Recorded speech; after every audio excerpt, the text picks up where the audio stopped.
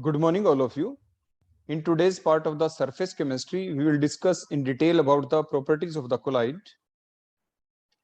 The properties of the colloid includes first about their nature, means the colloids are heterogeneous in nature, means the colloidal particles, as we already discussed, they have the two component. One is the dispersed phase and other one is the dispersion medium. When we mix these two, means that is the dispersed phase and the dispersion medium, they gives the heterogeneous mixture, means their particles are not present in a uniform way throughout the solution. जो आपका solution है उसके अंदर they are not present in uniform way, means the number of particles are not same from top to the bottom, top से लेके bottom तक जो उनके नंबर ऑफ जो पार्टिकल्स हैं आपके सरफेस के ऊपर, first layer, second layer, third layer and so on, in different layers the number of particles are not same. The number of particles of the dispersed phase are not same in the dispersion medium. That's why the colloidal solution are heterogeneous in nature. While in case of the true solution, as we already discussed, for example, when we add the NaCl in the water in the form of the dilute solution, then what will happen? The particles of NaCl, they are present in a uniform way, means the concentration, the number of moles of the NaCl are same throughout the different length, throughout the different layers in the whole container. Container के अंदर जो different layers होंगी from the surface, the next layer and up to the bottom, the number of the particles in the form of the moles they remain same. So the true solution जो होता है वो आपका वो कैसा होता है, that is the homogeneous. और जबकि आपके colloidal solution, similarly the suspension solution, वो सारे आपके क्या होते हैं, these all are the heterogeneous in nature. So that's the first property. And the different example about their heterogeneous nature are, for example, clouds, means they are the liquid aerosol. Second one is the dust in air, means solid aerosol, जो कि हम पहले previous lecture के अंदर we have already discussed about the different a type of the system of the colloid. Colloids के अंदर जो total system होते हैं, these are 8 type of system. Out of these 8 type of system, the one of them is the which is shown in the that particular example in that slide, that is the liquid aerosol, that's the clouds. Other one is the solid aerosol, that's the dust in air. So these are among the 8 system of the colloid. The next property is the optical property. Optics means light. The property which are related with the light, जिसमें हम light का influence देखेंगे on the colloidal solution. The first one is the visibility. As we all know, why the particular substance is visible to us, means in the electromagnetic spectrum there is a range that is from the 3800 to 7600 angstrom. That is the particular range. कई बार हम इस range को थोड़ा 7800 angstrom तक भी books के अंदर आप लिखा हुआ देखेंगे. Means that particular range is called as the visible range. Means अगर इस विजिबल रेंज के अंदर कोई भी जो पार्टिकल आता है तो आप उसको क्या कहते हैं, वो कौन सी रेंज के अंदर लाइट इमिट करता है. फॉर एग्जांपल आपकी सनलाइट आती है, जो सनलाइट है उसके अंदर क्या है, that is the whole electromagnetic spectrum. Means mid जो रीजन होता है that is the visible region, VIBGYOR जिसे आप कहते हैं. वी से क्या बना आपका, वायलेट. वायलेट से ज्यादा एनर्जी वाला कौन होगा, अल्ट्रावायलेट. विबग्योर लास्ट में आर आता है, रेड. रेड की मींस एनर्जी सबसे कम होती है, तो रेड से आगे कौन आएगा, इंफ्रारेड एंड सो ऑन. आपके आगे जाके फुल जो आपका स्पेक्ट्रम बनता है that is the electromagnetic spectrum. सिर्फ उस पूरे इलेक्ट्रोमैग्नेटिक स्पेक्ट्रम के अंदर only that particular region that is in a particular range of 3800 to 7600 angstrom, that is called as the visible region. इसी को आप विजिबल रीजन कहते हैं. और जो कोलाइडल पार्टिकल्स का जो साइज रेंज है वो क्या है, that is from 10 to 1000 angstrom, जो इस रेंज में नहीं आता. Because of that reason, the colloidal particle cannot be seen by the naked eyes, because the visible range is from 3800 to 7600 angstrom, while the colloidal particle size range is from 10 to 1000 angstrom.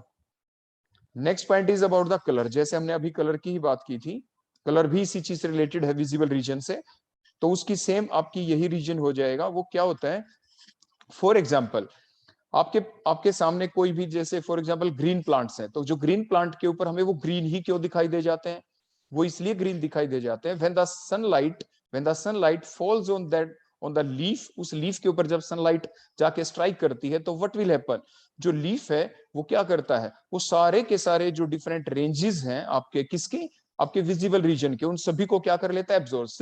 सिर्फ एक colour है जिसे कहते हैं green colour, उसको वो reflect करता है, और जो रिफ्लेक्ट होके वो हमारी आईज तक पहुंचता है। तो हमारी आईज तक कौन से कलर की आपकी रेडिएशंस पहुंची, आपके पास सिर्फ कलर ग्रीन जो कलर है उसकी रेडिएशंस ही पहुंची। इसलिए जो लीफ है वो हमें कैसा दिखाई देता है, वो हमें दिखाई देता है ग्रीन। जो लीफ है उसका कलर ग्रीन है। फॉर एग्जाम्पल, आपके पास कोई शर्ट है, मान लीजिए वो व्हाइट कलर की है, तो हमें व्हाइट कलर की क्यों दिखाई देती है, क्योंकि जो सनलाइट आती है उसका कलर कैसा है, that is a white in colour.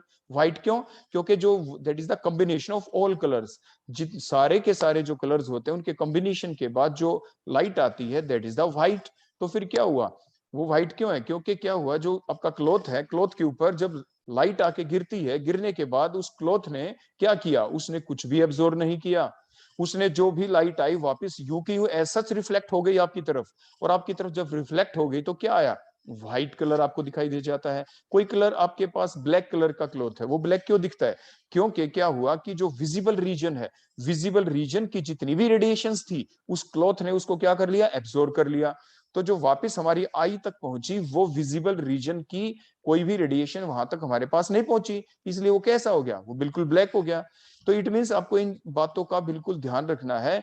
दो ही तरह की आपकी लाइट होती है, एक तो एब्जॉर्ब जो उस क्लॉथ ने एब्जॉर्ब कर ली, दूसरी रिफ्लेक्टेड लाइट। रिफ्लेक्टेड लाइट ही हमारी आई तक पहुंचती है।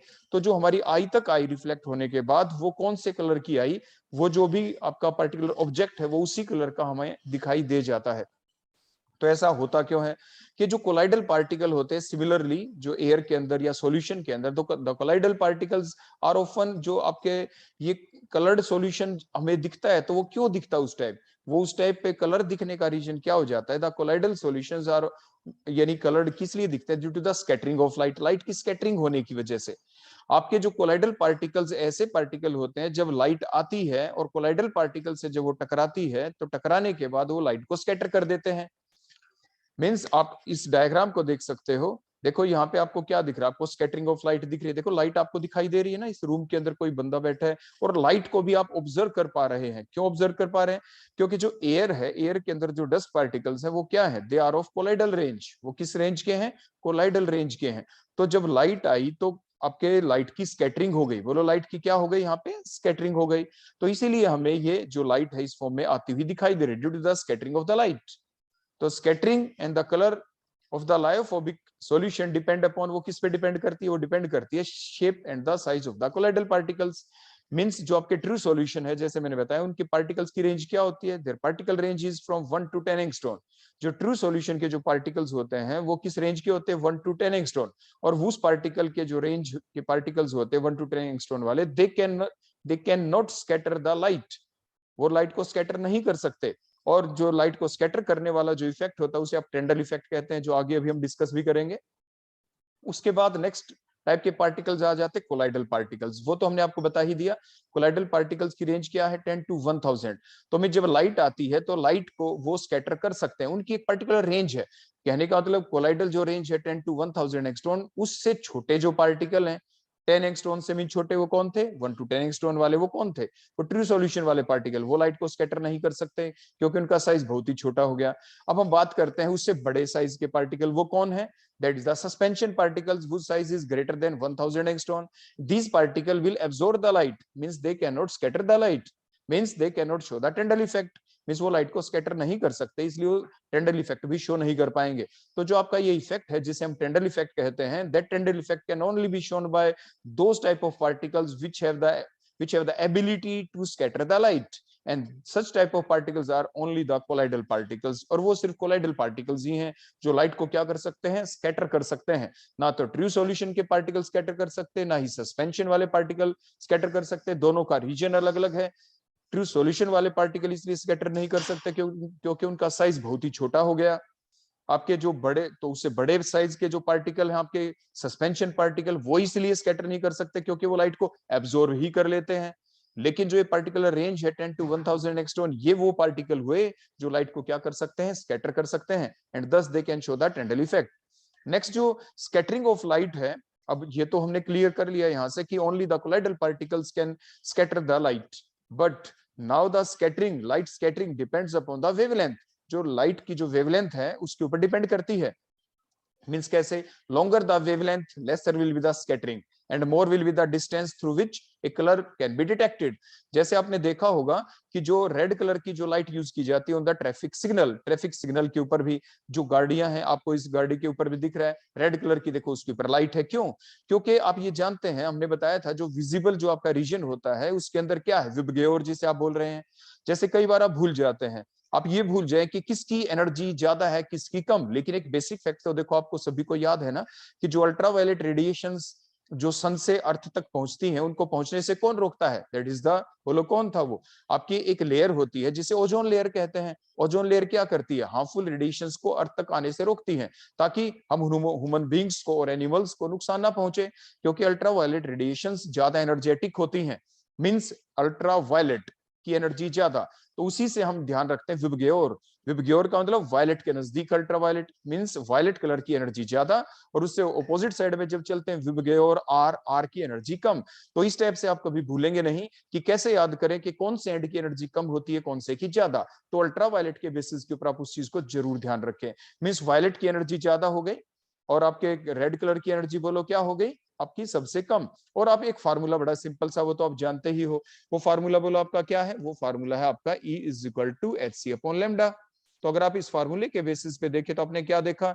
जिसकी एनर्जी ज्यादा है उसकी वेवलेंथ कम होगी। तो रेड कलर क्या है? रेड कलर की एनर्जी है सबसे कम अमोंग द विबग्योर रीजन के अंदर, तो उसकी एनर्जी कम होगी तो वेवलेंथ ज्यादा। और यहाँ पे अभी अभी हमने क्या सीखा? हमने यही तो सीखा ना कि जो स्कैटरिंग है वो किसके है? लेमडा की पावर 4 के इनवर्सली प्रोपोर्शनल है। मींस वेवलेंथ जितनी ज्यादा होगी उसकी स्कैटरिंग कम होगी, वो फैलेगी कम, वो कंसंट्रेटेड रहेगी, उसी एरिया में रहेगी। तो इसीलिए क्या होता है, जो डेंजर सिग्नल भी होता है, जो डेंजर सिग्नल होता है उसके लिए कभी भी आपको लाइट को यूज करना है, कहीं पे आपको ये दिखाना है कि यहाँ पे डेंजर है, तो आप क्या करते हैं? रेड लाइट यूज करते हैं। क्यों करते हैं? कि उस पर्टिकुलर पॉइंट के ऊपर ही आपकी रेड लाइट क्या रहेगी? फिक्स रहेगी, वहीं पे दिखेगा आपको रेड कलर। ये नहीं कि उस पूरे रूम के अंदर रेड कलर फैल गया, नो, वो स्कैटर नहीं होगा। तो यानी डेंजर सिग्नल के लिए भी जब कभी भी हमें लाइट यूज करनी हो तो हम कौन सी लाइट यूज करेंगे? हम करेंगे रेड लाइट, क्योंकि उसकी स्कैटरिंग सबसे कम होती है। स्कैटरिंग कम क्यों होती है? क्योंकि scattering is inversely proportional to the wavelength power 4। तो इसलिए इस चीज को आप जरूर ध्यान रखेंगे। इसके बाद नेक्स्ट पॉइंट हमारा आ गया कि जो स्काई है उसका वो देखो फैला हुआ है, देखो रंग, क्यों? क्योंकि जो आपका ब्लू कलर होता है उसकी वेवलेंथ क्या हो गई? देखो रेड कलर की वेवलेंथ क्या थी? ज्यादा थी। वेवलेंथ ज्यादा थी तो स्कैटरिंग कम।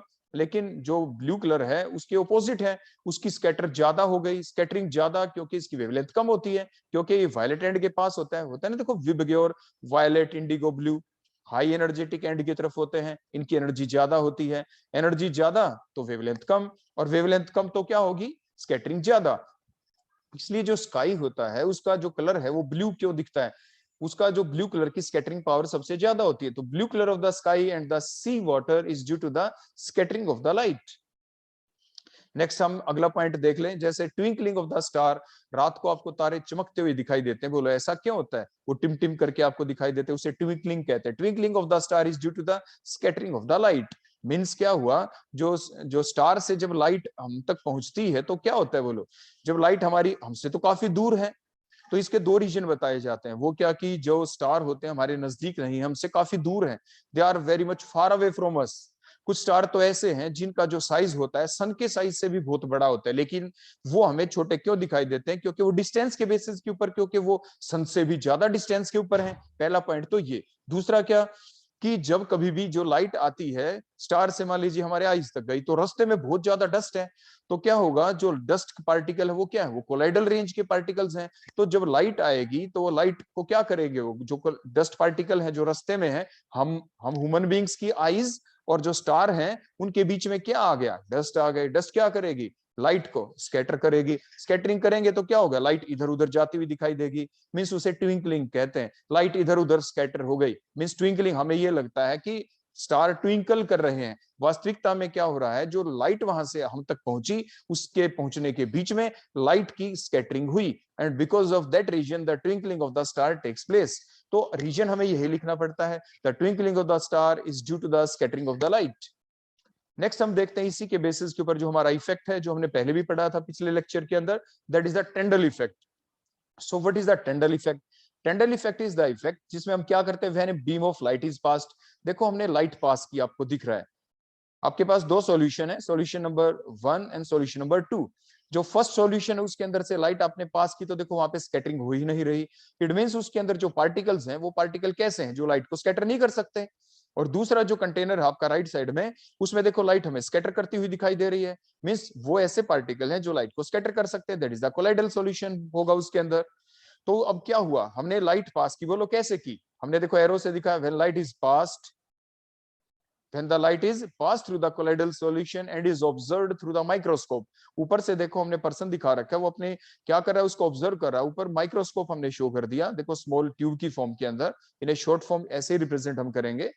और उसके बाद जब हम देखते हैं तो फिर क्या हुआ, when a beam of light is passed through the colloidal solution it is observed through the microscope at an angle of, बोलो कितना, 90 डिग्री। देखो हमने साइड में लिख भी दिया, लाइट और ऑब्जर्वेशन एरो लगा के वो 90 डिग्री का हो गया। Means when a beam of light is passed through the colloidal solution and is observed through the microscope at an angle of 90 degree, then a bluish cone। देखो mathematics के अनुसार ये कौन बन गया ना आपके, देखो नीचे तो हमने देखो क्या दिखाया है, देखो ओवल सी शेप, वैसे वो सर्कुलर ही है, वहां पे डायग्राम में ऐसे ही आपको दिखेगा। और उसके बाद जो हम आई से देख रहे हैं माइक्रोस्कोप तक, हमने इमेजिनरी टू लाइंस ड्रा कर दी, तो क्या बन गया आपके, इमेजिनरी कौन बन गया ना आपका ये। तो ये ब्लू कलर का अक्सर दिखाई दे जाता है, कलर डिफरेंट भी हो सकते हैं depending upon the nature of the particles, the size of the particle, क्योंकि कोलाइडल पार्टिकल की रेंज ही है 10 to 1000 है। तो क्या पता वो 20 एंगस्ट्रॉन के पार्टिकल हो, 30 के हो, 500 के हो, 100 के हो, means that is the whole range of the colloidal particles, that is the 10 to 1000 angstrom. तो किसी भी पार्टिकल के होंगे अलग अलग रेंज होगी, तो लाइट की स्कैटर भी अलग अलग टाइप से होगी, तो अलग अलग टाइप से होगी तो अलग अलग कलर दिखाई दे जाता है। लेकिन जब ये एक्सपेरिमेंट किया गया तो उस टाइम पे जो लाइट ली गई थी, जो लाइट की स्कैटरिंग हुई, जो कोन का कलर दिखाई दिया उस वक्त एक्सपेरिमेंट के दौरान, वो ब्लूइश कोन दिखाई दिया। तो उसी बेसिस के ऊपर ये डेफिनेशन बनी थी। तो इसलिए हमने ओवरऑल क्या कहा, when A light is passed through a colloidal solution and is observed through the microscope at an angle of 90 degree, then a bluish cone is observed, that cone is called as the Tyndall cone and the effect is called as the Tyndall effect। उससे Tyndall effect कह दिया गया। और ये जो scattering हुई है यहाँ पे, बोलो स्कैटरिंग किसने की, जो सेकंड कंटेनर उसके अंदर कौन होंगे, जो कोलाइडल पार्टिकल्स होंगे। So the Tyndall effect is observed, is caused due to the scattering of the light by the colloidal particles। Exam में आपसे पूछा जा सकता है, how will you define the Tyndall effect and what is the cause of the Tyndall effect। तो Tyndall effect की आप definition लिख देंगे, ऐसे आप डायग्राम बना देंगे, डायग्राम के बाद कॉज पूछें तो कॉज में सिंपल सी बात आप ये लिख देंगे कि the Tyndall effect is caused due to the scattering of the light by the colloidal particles। तो इस टाइप से आप ध्यान रखेंगे। इसके बाद नेक्स्ट हम प्रॉपर्टी की तरफ प्रोसीड करते हैं। The next property is the mechanical property और you can say the dynamic properties. And in the mechanical property और the dynamic property, the first one is the Brownian motion। Brownian motion, that is a zigzag motion shown by the colloidal particles। The zigzag motion shown by the colloidal particles in the dispersion medium is called as the Brownian motion। Why that Brownian motion occurs? Why that zigzag motion occurs by the colloidal particles? That only occurs due to the unbalanced forces। That only occurs due to the unbalanced forces in between the colloidal particles, in between the colloidal particles, or in between the colloidal particles and the dispersion medium particles। में जो container है उसमें जो dispersion medium के particles हैं और जो आपने बाहर से डिस्पर्स्ड आपका जो डाला है, पार्टिकल्स आपके डाले हैं, उनके बीच में या तो उन्हीं के बीच में हो जाए आपके अनबैलेंस्ड फोर्सेस, या किसके बीच में अनबैलेंस्ड फोर्सेस हो जाए। फॉर एग्जांपल कोई पार्टिकल देखो सीधा चला जा रहा था, देखो स्ट्रेट डायरेक्शन में, लेकिन जैसे वो सीधा चल रहा था रास्ते में उसके कोई पार्टिकल आ गया, तो क्या हुआ, उसके साथ कोलिजन हुई, तो उसका रास्ता बदल गया, देखो साइड में हो गया। फिर आगे वो उधर चला, फिर उसकी फिर कोलिजन होगी, फिर इधर चला, एंड सो ऑन। तो इस टाइप से वो जिगजैग मोशन आपके शो करता है। तो जो टेढ़ा मेढ़ा मोशन होता है, जिगजैग जो मोशन होता है, उसी को ब्राउनियन मोशन का नाम रखा गया। So what is the Brownian motion? The zigzag motion shown by the colloidal particle in the dispersion medium is called as the Brownian motion। And the same type of motion is shown by the dust particle in air। देखो आप सभी को पता है जो dust particle होते हैं air के अंदर, तो वहां पे भी वो क्या करते हैं, जिगजैग मोशन ही शो करते हैं।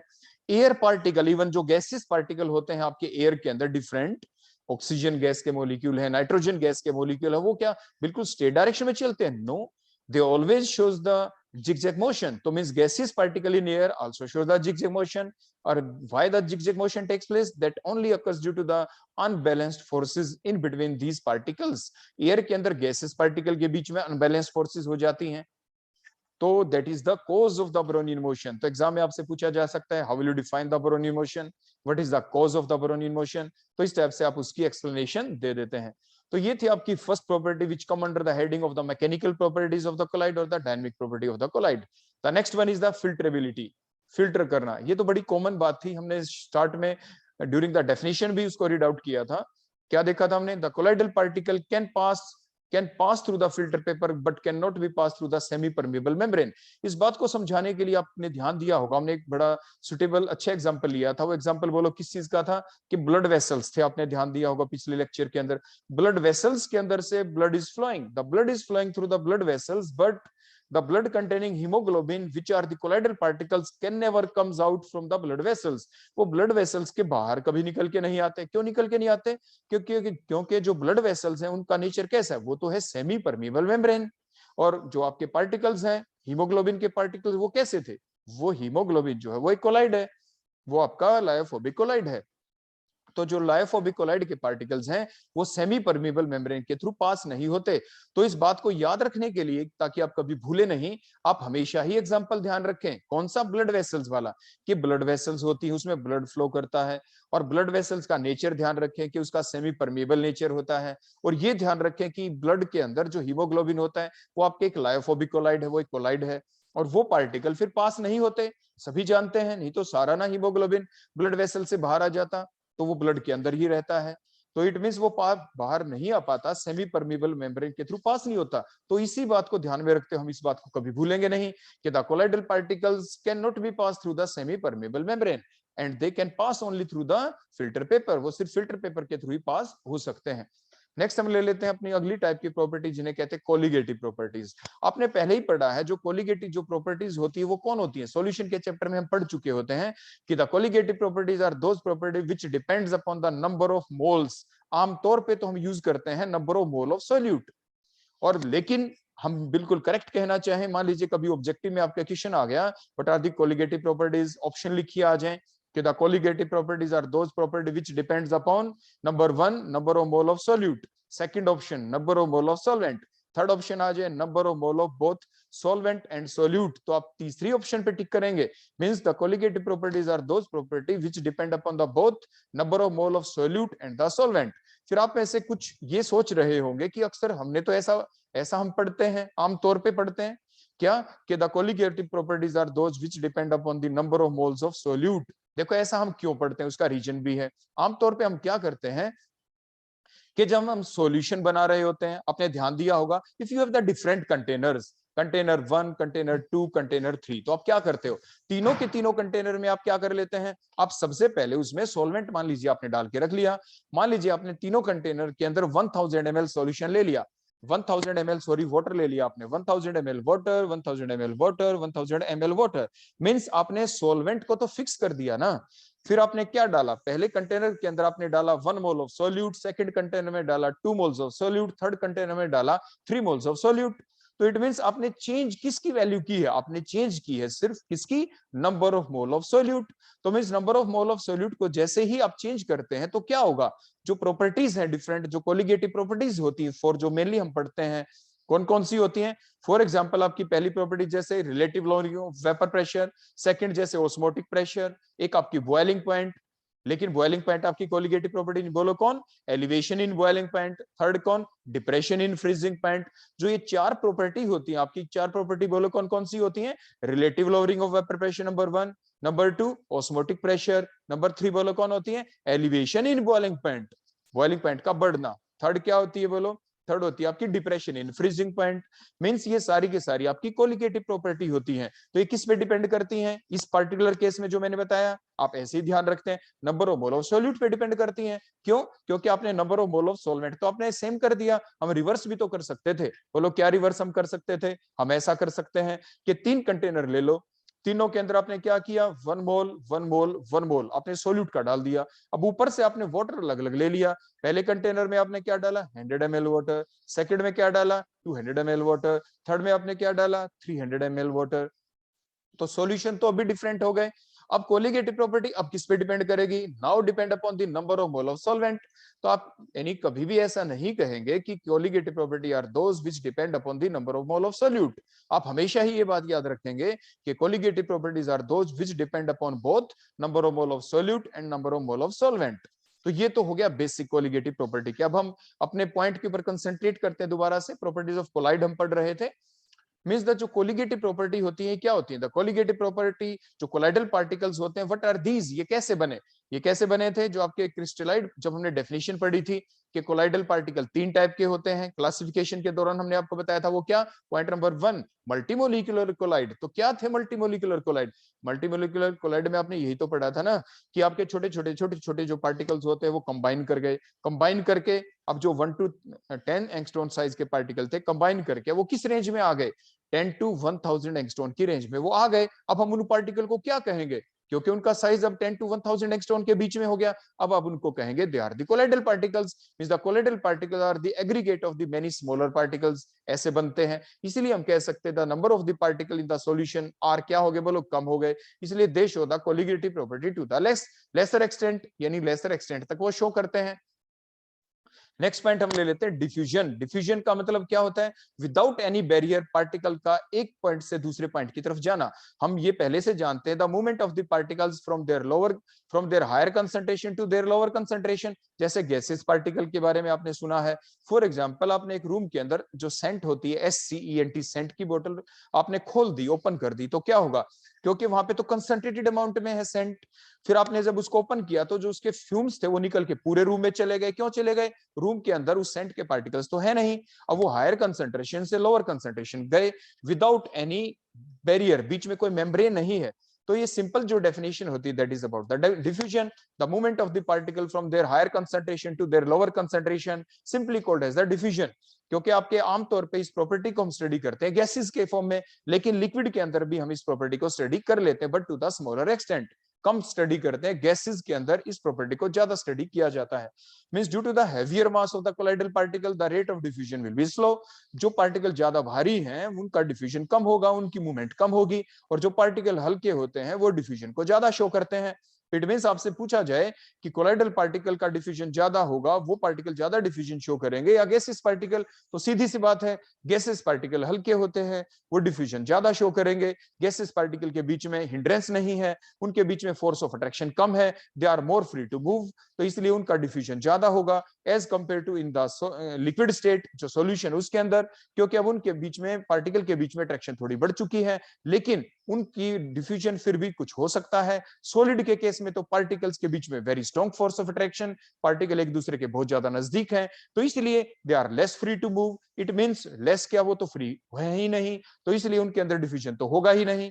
तो इसलिए ये बातें हमने बताई हैं। आपने देखा यहाँ पे कि द कोलाइडल पार्टिकल जो होते हैं, the rate of diffusion is very slow.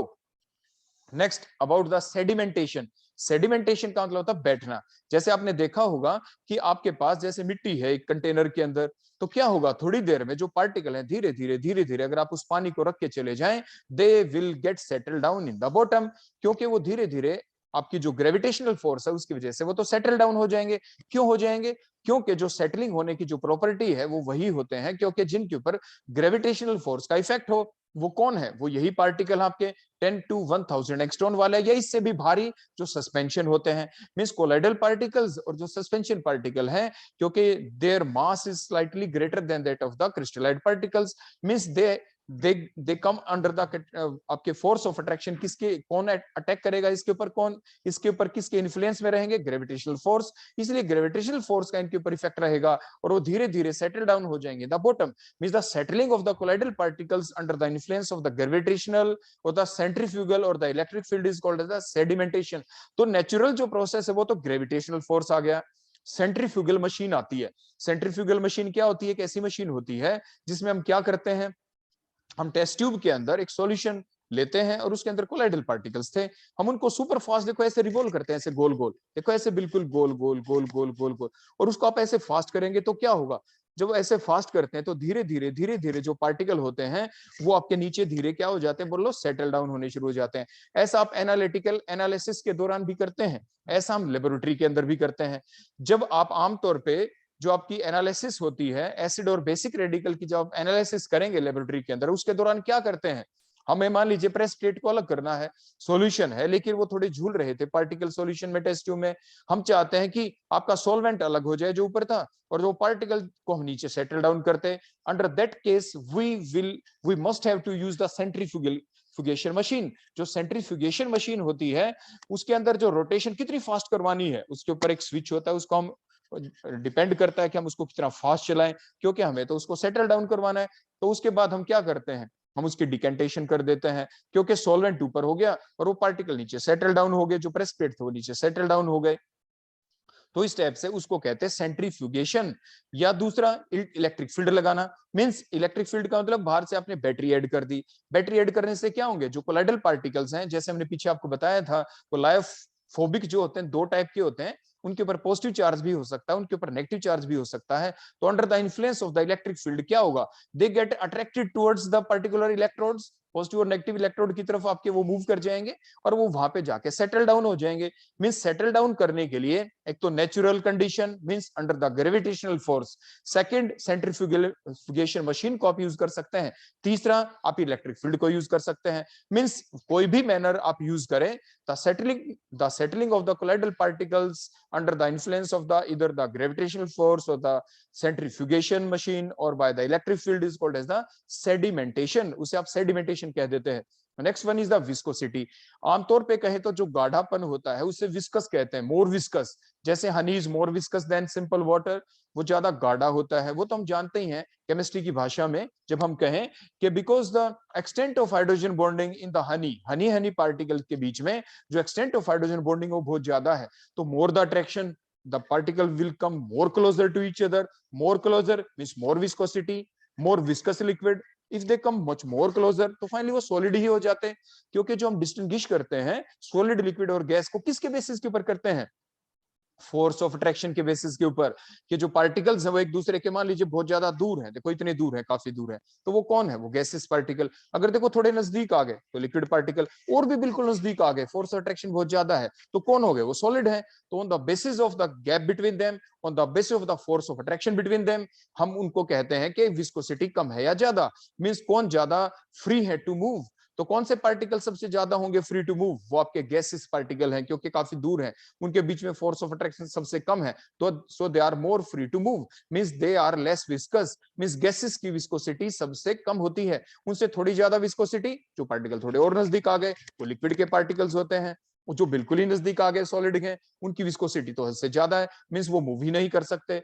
तो मींस नेक्स्ट प्रॉपर्टी हमारी विस्कोसिटी, मींस जो आपके पास सॉल्वेंट है, उस सॉल्वेंट के अंदर आपने कोई भी चीज डाल दी, जैसे आपने कॉमनली देखा होगा ना, जो आपके जलेबी जो आप खाते हैं शॉप के ऊपर जाते हैं उससे पहले जो चाशनी बना देते हैं, चाशनी, व्हाट इज चाशनी, जो उसका मतलब क्या होता है, मींस जो कंसंट्रेटेड सॉल्यूशन होता है, the concentrated solution of the sugar in water, that in the general language that called as the chashni, जिसे आप कह देते हैं कंसंट्रेटेड सुक्रोज सॉल्यूशन जो होता है।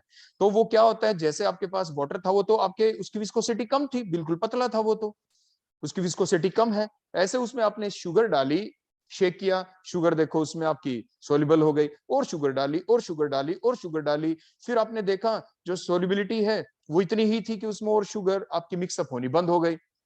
हम क्या करते हैं, हम उसको हीट करना शुरू कर देते हैं और उसमें और शुगर डालते हैं, जब तक डालते चले जाते हैं, क्योंकि जो सोल्युबिलिटी है वो टेम्परेचर के ऊपर भी डिपेंड करती है। कुछ सब्सटेंस ऐसे होते हैं वो solubility increases with the increase of temperature, like the sucrose air. जब सुक्रोज को आप पानी में डालते हैं तो आप जैसे टेम्परेचर बढ़ाएंगे, और सुक्रोज डाला और डिजोल्व हो गया, और सुक्रोज डाला और डिजोल्व हो गया, क्योंकि उनकी सोलिडिटी इंक्रीज हो रही है। लेकिन कुछ सॉलिड ऐसे भी होते हैं लाइक NaOH, अगर आप उसको पानी में डालते हैं, सॉल्यूशन आपने बना लिया, अगर आप उसको हीट करेंगे तो हीट करने से उसकी सॉलिडिटी डिक्रीज हो जाती है। वो आप लीच एटलियर प्रिंसिपल के बेसिस के ऊपर एक्सप्लेन कर पाते हैं, लीच एटलियर प्रिंसिपल जो केमिकल इक्विलिब्रियम वाले चैप्टर में आपको पढ़ाया जाता है। तो फिलहाल हम उस डिटेल में ना जाके सिंपल सी बात हम आपको सिर्फ यही बताना चाहते थे कि कोई भी ऐसा सब्सटेंस जो वाटर सोल्यूबल है, जो पानी के अंदर डाले और वो उसके अंदर घुल जाए, तो क्या करेगा, वो उसकी विस्कोसिटी को क्या करेगा, इंक्रीज करेगा। क्या करेगा, उसकी विस्कोसिटी को इंक्रीज। तो आपने देखा था कोलाइड तो दो टाइप के होते हैं, एक लायोफिलिक थे, लायोफिलिक, लायो मतलब सॉल्वेंट, फिलिक का मतलब अट्रैक्शन। तो लायोफिलिक कोलाइड पार्टिकल वो थे जो सॉल्वेंट के साथ क्या रखते हैं, वो सॉल्वेंट के साथ अट्रैक्शन रखते हैं। तो मींस अगर लायोफिलिक कोलाइड को आप सॉल्वेंट में डालेंगे तो वो सॉल्वेंट के साथ अट्रैक्शन करेंगे, उसमें सोल्यूबल हो जाएंगे थ्रू आउट, ऊपर से नीचे तक, और क्या होगा, वो उस सॉल्वेंट की विस्कोसिटी को इंक्रीज कर देंगे। लेकिन लायोफोबिक कोलाइड जैसे क्ले है, तो क्ले अगर आपने डाल दी सॉल्वेंट में तो बोलो क्या होगी, वो उसके अंदर घुलेगी नहीं, तो क्या होगा, सॉल्वेंट के साथ वो अट्रैक्शन नहीं दिखाएगी। लायो का मतलब सॉल्वेंट, फोबिक का मतलब हीटिंग, मींस नो अट्रैक्शन। तो settle down, that get settle down at the bottom, bottom के अंदर जाके वो सेटल डाउन हो जाएगी। तो जो सॉल्वेंट है वो तो ऊपर ऐसा रहा ना, उसकी विस्कोसिटी के ऊपर फर्क नहीं पड़ा, या बहुत ही कम उसने अट्रैक्शन दिखाई, कम अट्रैक्शन दिखाई, मींस लेस इफेक्ट पड़ेगा किसके ऊपर, विस्कोसिटी के ऊपर। तो हम क्या कहेंगे, जो लायोफिलिक जो कोलाइडल सॉल्यूशन होते हैं, वो तो अगर हम लायोफिलिक कोलाइड डालेंगे तो उसकी वो तो सॉल्वेंट की विस्कोसिटी को बढ़ा देंगे। Means lyophilic colloid solution has the viscosity much higher than that of the solvent, because of that reason जो भी हमने आपको बताया। While the lyophobic colloid solution has the almost the same viscosity to that of the solvent, that is the reason, क्योंकि वो solvent particle के साथ बहुत ही कम attraction दिखाते हैं। बिल्कुल ऐसे ही हम रीजनिंग देने वाले surface tension के साथ। मीन सरफेस टेंशन का मतलब क्या होता है, the property due to which the liquid जो मेम्ब्रेन होती है, the liquid surface behave like a stretched membrane, the property due to which the liquid surface behaves like the stretched membrane. Mean जो liquid का जो surface होता है, आपने पानी का देखा होगा, देखो ऐसे ऐसे ही स्टेप्स, देखो कनकेव सरफेस दिखा देता है, ऐसे कनकेव, देखो ऐसे कनकेव, ऐसे कनकेव। तो ऐसा क्यों, क्योंकि ऊपर तो देखो गैसेस पार्टिकल हैं, लेकिन जो लिक्विड होता है, जो कंटेनर है मान लीजिए नीचे, उसके नीचे क्या है बोलो, वाटर। तो जो वाटर के पार्टिकल नीचे वाटर के साथ क्या करते हैं, अट्रैक्शन, देखो नीचे की तरफ वो खिंच गया, इनवर्ड डायरेक्शन में फोर्स ज्यादा है, ऊपर की साइड में तो कम है, नहीं तो देखो प्लेन होता, वाटर का सरफेस भी बोलो क्या होता, बिल्कुल प्लेन होना चाहिए था, ऐसे बिल्कुल प्लेन। लेकिन प्लेन क्यों नहीं है, वो नीचे की तरफ ऐसा क्यों हो गया, कनकेव क्यों बन गया, क्योंकि नीचे वाटर मॉलिक्यूल ज्यादा अट्रैक्शन दिखा रहे हैं सरफेस वाले वाटर मॉलिक्यूल के साथ, और ऊपर जो गैसेस पार्टिकल है वो कम दिखा पा रहे हैं, तो इनवर्ड फोर्स ज्यादा है, जिसकी वजह से जो सरफेस है वो आपका क्या हो गया, कनकेव हो गया वाटर के केस में। तो सरफेस के ऊपर टेंशन है। अब कोई भी ऐसा सब्सटेंस जो ये वाटर के जो मॉलिक्यूल इनके साथ अट्रैक्शन कर देगा, तो वो जो पार्टिकल है सरफेस के ऊपर भी आ जाएंगे। मींस वाटर के अंदर जो यहाँ पे अट्रैक्शन थी, इनवर्ड जो पुल था, उसको वो डिक्रीज करेगा। वो कौन थे, लायोफिलिक कोलाइड पार्टिकल। तो लायोफिलिक कोलाइड पार्टिकल्स वाटर के साथ जो सॉल्वेंट है उसके साथ क्या करेंगे, अट्रैक्शन दिखा के सरफेस टेंशन को डिक्रीज कर देंगे। तो वो कौन से पार्टिकल, वो सिर्फ लायोफिलिक कोलाइड है। Means the lyophilic colloid particles क्या करते हैं, सरफेस टेंशन को decrease. Means lyophilic colloid particle has the surface tension, जो लायोफिलिक कोलाइडल का जो सॉल्यूशन होगा, which has the surface tension lower than that of the solvent, while the lyophobic colloid has almost the same surface tension to that of the solvent, like the clay, वो तो जाके नीचे settle down हो जाएंगे, वो तो surface tension को के ऊपर ऑलमोस्ट नेग्लिजिबल इफेक्ट दिखाएंगे। तो that is the next point, next property है हमारी। उसके बाद हम चलते हैं अपनी नेक्स्ट प्रॉपर्टी के ऊपर, वो है आपकी electrical properties of the colloid. Colloid की है इलेक्ट्रिकल प्रॉपर्टीज। तो इलेक्ट्रिकल प्रॉपर्टीज के अंदर हम देखें तो ये बहुत ही इंपॉर्टेंट पॉइंट है, that is the stability of the colloidal solution. Stability means किसका सॉल्यूशन बड़ी आराम से आप बना सकते हैं, जो सॉल्वेंट के साथ अट्रैक्शन दिखाएगा। बोलो वो कौन है, वो तो लायोफिलिक कोलाइड, हमने पहले ही पढ़ा था। The stability of the lyophilic colloid को हम पहले देख लेते हैं। Their solution is very stable. The stability of the lyophilic colloid solution is due to their solvation, क्योंकि वो सॉल्वेंट के साथ ज्यादा अट्रैक्शन दिखाते हैं, because they have the more affinity, because the lyophilic colloid shows the more affinity with the solvent particles, so they form the stable solution, इसलिए उनका solution ज्यादा स्टेबल होता है। अब हम बात करते हैं about the stability of the lyophobic colloid solution. उनके अंदर भी वो तो कम स्टेबल होते हैं, लेकिन इवन देन फिर भी वो स्टेबल बन पाए, तो ऐसा क्यों, उसका रीजन क्या है, उसका रीजन क्या है, उसका रीजन ये है कि the stability of the colloid lyophobic colloidal solution is due to the basic fact that their particle have the charge. Means the lyophobic colloidal particle are of two type, that is the positively charged lyophobic colloid and the negatively charged lyophobic colloid। उन particle के ऊपर charge होता है, मान लीजिए lyophobic colloid positive charge के हैं, positive lyophobic colloid हमारे पास, तो पॉजिटिव पॉजिटिव के बीच रिपल्शन, इसलिए पार्टिकल एक दूसरे से अपने आप दूर हो गए, और बीच में सॉल्वेंट तो अपने आप आ ही जाएगा जब हम सॉल्वेंट डालेंगे। तो उनके ऊपर चार्ज का होना ही उसको स्टेबिलिटी प्रोवाइड करता है। एंड फिर क्या होता है बोलो, चार्ज आने की वजह से, जैसे मैंने अभी आपको बताया, the mutual force of repulsion occurs between the similarly charge particles which prevent them from aggregating, और जिसकी वजह से वो एक दूसरे के नजदीक नहीं आ सकते, वो एग्रीगेट नहीं हो पाएंगे। जैसे आपको इस डायग्राम में नीचे दिख रहा है, बोलो क्या दिख रहा है, ये जो पार्टिकल्स हैं बड़े ध्यान से देखें, देखो एक दूसरे के नजदीक नहीं आ पा रहे, देखो एक दूसरे को रिपेल कर रहे हैं। बोलो क्यों कर रहे हैं repel, due to the presence of the charge on them, क्योंकि अगर पॉजिटिव चार्ज है तो पॉजिटिव पॉजिटिव के बीच रिपल्शन, अगर नेगेटिव चार्ज है तो नेगेटिव नेगेटिव के बीच repulsion. So because of that reason the lyophobic जो कोलाइड पार्टिकल्स हैं वो भी अपने आप के अंदर स्टेबिलिटी क्रिएट कर देते हैं। नेक्स्ट अब हम आगे पढ़ते हैं इनके बेसिक बातें। द कॉमन जो सॉल्यूशन है with the type of charge of the particles वो कौन कौन से हैं? ये एग्जाम में आपके 1 नंबर का क्वेश्चन पूछा जा सकता है। ये थोड़ा क्रेमिंग टाइप का है, कुछ समझने का भी है इसके अंदर। तो जो positively charge lyophobic colloid particles के एग्जांपल क्या क्या है? तो एग्जांपल ये हैं, जैसे मेटल हाइड्रोक्साइड जितने भी होंगे, calcium hydroxide, aluminium hydroxide, ferric hydroxide, they come in the category of the positively charge lyophobic colloid. और कौन? जैसे बेसिक जो डाई स्टफ है, methylene blue, protein in acidic medium, oxides like titanium oxide, haemoglobin, इनको आप जरूर याद रखेंगे एग्जाम्पल के तौर पे। आप आगे देख पाएंगे कुछ क्वेश्चंस के अंदर इनकी बड़ी इंपॉर्टेंस है। अगर हमें याद है फॉर एग्जाम्पल के haemoglobin positively charge lyophobic colloid है, तो उसके बेसिस के ऊपर आप देखेंगे आगे आने वाले क्वेश्चन को आप सोल्व कर पाएंगे। अगर आप भूल गए कि हीमोग्लोबिन एक पॉजिटिवली चार्ज लायोफोबिक कोलाइड है या नेगेटिवली चार्ज लायोफोबिक कोलाइड है, तो आप उस क्वेश्चन का जवाब ठीक नहीं दे पाएंगे। तो आप इस चीज को जरूर ध्यान रखें। कुछ चीजें आपके लिए समझ के याद कर सकते हैं, जैसे protein in acidic medium. Protein का मतलब प्रोटीन के अंदर जो मोनोमेरिक यूनिट होती है वो कौन सी होती है? वो होती है एमिनो एसिड। और एमिनो एसिड की देखो स्ट्रक्चर थोड़ी सी हम आपको ड्रा करके देखो यहाँ पे दिखा देते हैं। फॉर एग्जांपल सिर्फ एमिनो एसिड की ड्रा करेंगे हम। जिस एमिनो एसिड में फॉर एग्जांपल राइट साइड में क्या होता है आपका सी टर्मिनल, जिसमें कार्बोक्सिलिक एसिड ग्रुप है, और इसमें जो अल्फा पोजीशन है, ये अल्फा अल्फा के ऊपर क्या है? एक एमिनो ग्रुप, देखो NH2 है। इसके ऊपर एक H ग्रुप लगा होता है, एक R ग्रुप होता है। R की वैल्यू 20 टाइप की होती है। R की वैल्यू 20 टाइप की होती है, इट मींस 20 टाइप के अमीनो एसिड होते हैं जो अल्फा अमीनो एसिड होते हैं, क्योंकि कार्बोक्सिलिक एसिड के रिस्पेक्ट में COOH ग्रुप के रिस्पेक्ट में जो अल्फा पोजीशन है, उस अल्फा पोजीशन के ऊपर कौन है? There is NH2 group, means alpha amino acid, इसलिए इनको कहते हैं। यही तो अमीनो एसिड हैं जो आपके जुड़ते चले जाएंगे, amino acid amino acid amino acid, तो आपके प्रोटीन बन जाती हैं। तो इस अमीनो एसिड में हुआ क्या? देखो CO नेगेटिव होता है, H पॉजिटिव, यहाँ पे नाइट्रोजन के ऊपर लोन पेयर है। अगर हम एसिडिक मीडियम कर दें, एसिडिक मीडियम का मतलब हमने थोड़ा H पॉजिटिव डाल दिया। अब आप खुद सोचिए अपने दिमाग से, जो H पॉजिटिव है इसको इलेक्ट्रॉन चाहिए, देगा कौन? जिसके पास है। बोलो कौन देगा? नाइट्रोजन, जिसके पास लोन पेयर है। देखो इसने अपने लोन पेयर डोनेट कर दिए। डोनेट करते ही बताओ क्या हो जाएगा? ये तो देखो न्यूट्रल पार्ट है, CO negative, H positive, that is a neutral part.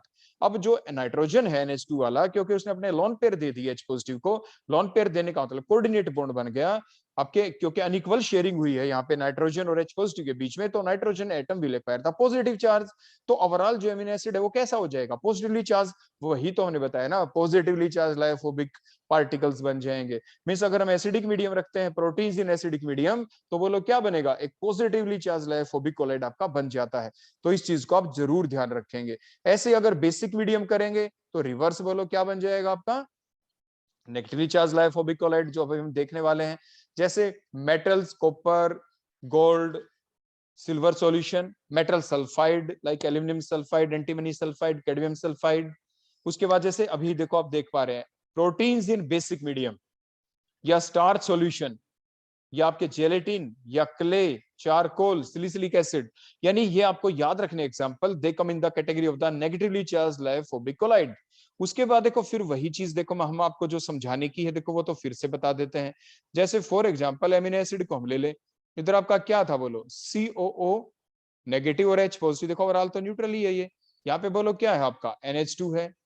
उसके बाद एक H हो गया, नीचे हमने R लगा दिया, मीडियम हमने बेसिक कर दिया। बेसिक मींस देखो OH negative ion, OH negative ion ने अपने इलेक्ट्रॉन किसको दिए? देखो H को दिए, मींस ये H को लेके देखो यहाँ से चला गया। देखो स्टेप से क्या निकल गया बोलो इसके जाने से? देखो वाटर लॉस हो गया यहाँ से। देखो बेसिक मीडियम था ये आपका, तो बोलो कैसा चार्ज बच गया इसके ऊपर? COO negative. देखो NH2 पोर्शन तो ये तो न्यूट्रल रहा, मींस आपके कैसा चार्ज आ गया नेट इसके ऊपर? नेगेटिव चार्ज आ गया। तो मींस आपके एनायनिक फॉर्म के अंदर एग्जिस्ट करता है। जो आपके एमिनो एसिड होते हैं बोलो वो आपके बेसिक मीडियम में किस फॉर्म में एग्जिस्ट करते हैं? ऑप्शन में क्वेश्चन भी आ जाता है, आपके ऑब्जेक्टिव में पूछा जा सकता है कि भाई आपके पास एमिनो एसिड है, तो एमिनो एसिड के अंदर हम क्या डाल दें? प्रोटीन है, प्रोटीन के अंदर मीडियम कैसा कर दें? Basic medium. तो बेसिक मीडियम वो कैसे एग्जिस्ट करेंगे? ऑप्शन आएंगे, ऑप्शन में क्या लिखा मिलेगा? In cationic form, in anionic form, in any of the form, ऐसे आ जाए तो आप किस पे टिक करेंगे? इन एनायनिक फॉर्म, जैसे आपको दिख रहा है CO नेगेटिव बच गया। और पीछे वो किस फॉर्म में एग्जिस्ट कर रहा था आपके एसिडिक मीडियम में? प्रोटीन या एमिनो एसिड, वो कैटायनिक फॉर्म के अंदर अभी आपने देखा, तभी तो पॉजिटिव चार्ज लायोफोबिक कोलाइड बना था।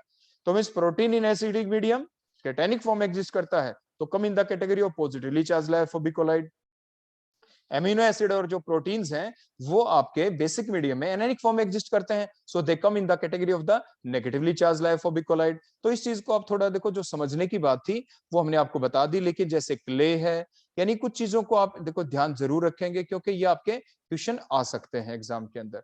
अब हम नेक्स्ट चलते हैं, हमारे बड़ा इंपॉर्टेंट पॉइंट है ये भी, origin of the electric charges on the colloidal lyophobic particles, उनके ऊपर जो चार्ज आता है वो किस वजह से आ सकता है। बड़े बेसिक फैक्ट है, the electric charges on the colloidal means lyophobic particles के ऊपर ही होता है वो चार्ज, इज ड्यू टू किस वजह से, प्रेजेंस ऑफ द एसिडिक और द बेसिक ग्रुप। एसिडिक और बेसिक ग्रुप है तो उनके ऊपर चार्ज आ सकता है, और they can if they capture the electron, if the electron capture by the particle from the air तो भी चार्ज आ सकता है, या mutual rubbing of the colloidal particles with the molecule of the dispersion medium, जो colloidal particle है अगर वो dispersion medium के पार्टिकल के साथ, आपने देखो बेसिक चीज जैसे आप पढ़ते हैं एटॉमिक स्ट्रक्चर में पढ़ा था ना आपने, कि एक गिलास रोड ली आपने, गिलास रोड को सिल्क के क्लॉथ के ऊपर आपने देखो ऐसे रब किया, फिर क्या हुआ, कुछ देर के बाद आपने उनको दूर किया, फिर जैसे ही आप गिलास रोड को देखो दोबारा सिल्क के क्लॉथ के ऊपर लेके जाएं तो सिल्क का क्लॉथ अपने आप अट्रैक्ट हो जाता है। क्यों? क्योंकि जब आपने इनके बीच में फ्रिक्शन हुआ तो उसके दौरान क्या हुआ, transference of the charge, charge एक से दूसरे पार्टिकल की तरफ चला गया। आपकी गिलास रोड और सिल्क के क्लॉथ के बीच में जब आपने उनको रब किया, रब का मतलब उसके दौरान क्या हुआ, रबिंग का मतलब उसके दौरान ट्रांसफरेंस ऑफ चार्ज हो गया।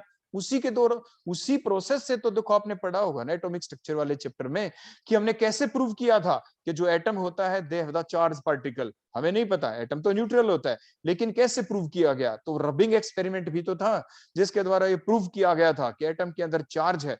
हमने रब करके देखा, गिलास रोड इधर सिल्क, इनके ऊपर क्या आ गया, नजदीक लाए तो अट्रैक्शन हुई, attraction means they have something charge, charge कैसे आया, ट्रांसफरेंस ऑफ चार्ज हुआ है from one substance to another, जिसकी वजह से ही तो उनके ऊपर एक के ऊपर पॉजिटिव चार्ज आ गया, इलेक्ट्रॉन का ट्रांसफरेंस हुआ है तो एक के ऊपर पॉजिटिव चार्ज रहेगा, क्योंकि न्यूट्रल एटम में तो नंबर ऑफ प्रोटॉन्स और नंबर ऑफ इलेक्ट्रॉन इक्वल होते हैं, लेकिन जब ट्रांसफरेंस हो गया तो क्या हो गया, एक स्पीसी में नंबर ऑफ इलेक्ट्रॉन कम हो गए तो मींस प्रोटॉन ज्यादा, तो उसके ऊपर पॉजिटिव चार्ज, इलेक्ट्रॉन का ट्रांसफरेंस दूसरे के ऊपर हुआ, पहले तो उसके ऊपर नंबर ऑफ प्रोटॉन और इलेक्ट्रॉन इक्वल थे, जब इलेक्ट्रॉन उसके ऊपर ट्रांसफर हो गए चले गए, इलेक्ट्रॉन की संख्या उसमें ज्यादा हो गई तो उसके ऊपर आ गया नेगेटिव चार्ज।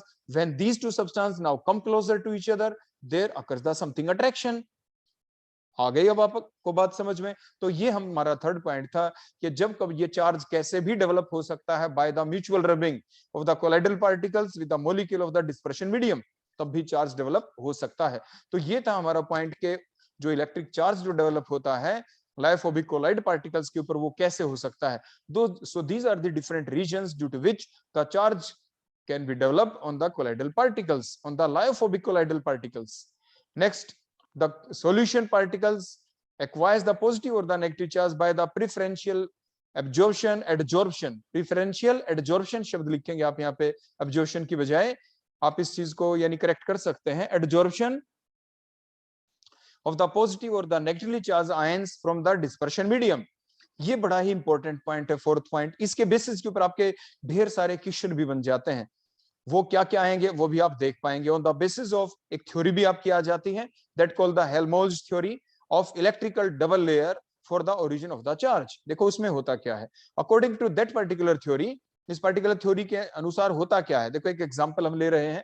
फॉर एग्जांपल हमने क्या लिया, देखो डायग्राम में आपको दिखा कि हमने आर्सेनिक सल्फाइड ले लिया, यहाँ पे ये सस्पेंशन है हमारे पास। सस्पेंशन मींस आपने बिल्कुल जो शुरू में पढ़ा था उस चीज को आप भूलेंगे नहीं कि suspension are those type of particles whose size, the size of those particle is greater than 1000 angstrom. अगर 1000 एंगस्ट्रॉन से ज्यादा साइज के पार्टिकल है तभी हम उनको सस्पेंशन कहते हैं। तो मींस यहाँ पे जो आर्सेनिक सल्फाइड के जो पार्टिकल हैं ये आपके सस्पेंशन पार्टिकल। हमने किया क्या, देखो बड़े ध्यान से देखें, हमने ऐसा किया जो सस्पेंशन है इसके अंदर हमने क्या किया, हमने बाहर से डाला कोई इलेक्ट्रोलाइट, इलेक्ट्रोलाइट के अंदर क्या है, कॉमन आयन होना जरूरी है, हमने ले लिया ऐसा इलेक्ट्रोलाइट।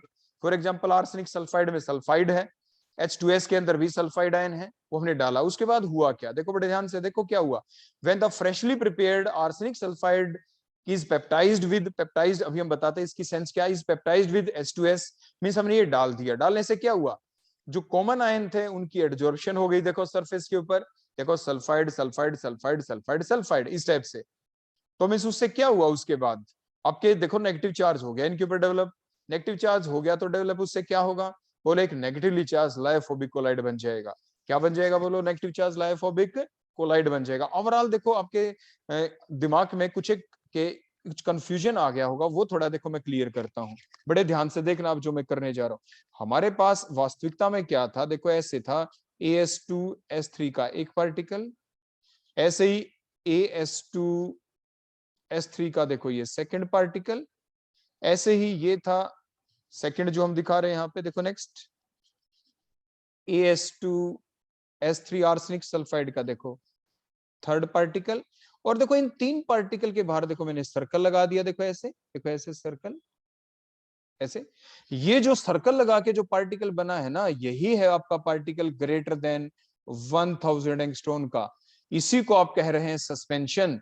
बोलो इसी को आप क्या कह रहे हैं, सस्पेंशन था। ये आपके पास जो ये बिकर है ना, जो कंटेनर आपके पास, इसके अंदर ये सस्पेंशन है। मींस आर्सेनिक सल्फाइड के पार्टिकल एक दूसरे के नजदीक बैठे हैं, हमें इन आर्सेनिक सल्फाइड के पार्टिकल को एक दूसरे से दूर करना है। कैसे करें हम इनको दूर, तभी तो हमने बाहर से बोलो क्या डाला, हमने बाहर से डाला इलेक्ट्रोलाइट। अब हुआ क्या, जो डिफरेंट आर्सेनिक सल्फाइड के जो पार्टिकल्स है ना, उस पार्टिकल के ऊपर जो हमने H2S डाला, तो हर एक आर्सेनिक सल्फाइड का पार्टिकल अपने सरफेस के ऊपर कॉमन आयन को एब्जॉर्ब कर लेता है। वो कॉमन आयन बोलो कौन है यहाँ पे, वो थे सल्फाइड आयन। तो जैसे ही एक सल्फाइड के चारों तरफ ये इकट्ठे हुए हैं सल्फाइड आयन, ऐसे ही देखो मैं आपको बता दूं, ऐसे जो दूसरा है ना आर्सेनिक सल्फाइड, देखो ये दूसरा मैंने दिखा दिया, ऐसे इसके चारों तरफ भी देखो ऐसे इकट्ठे हो गए, देखो ऐसे सल्फाइड आयन, देखो जैसे मैंने अभी आपको डायग्राम में दिखाया।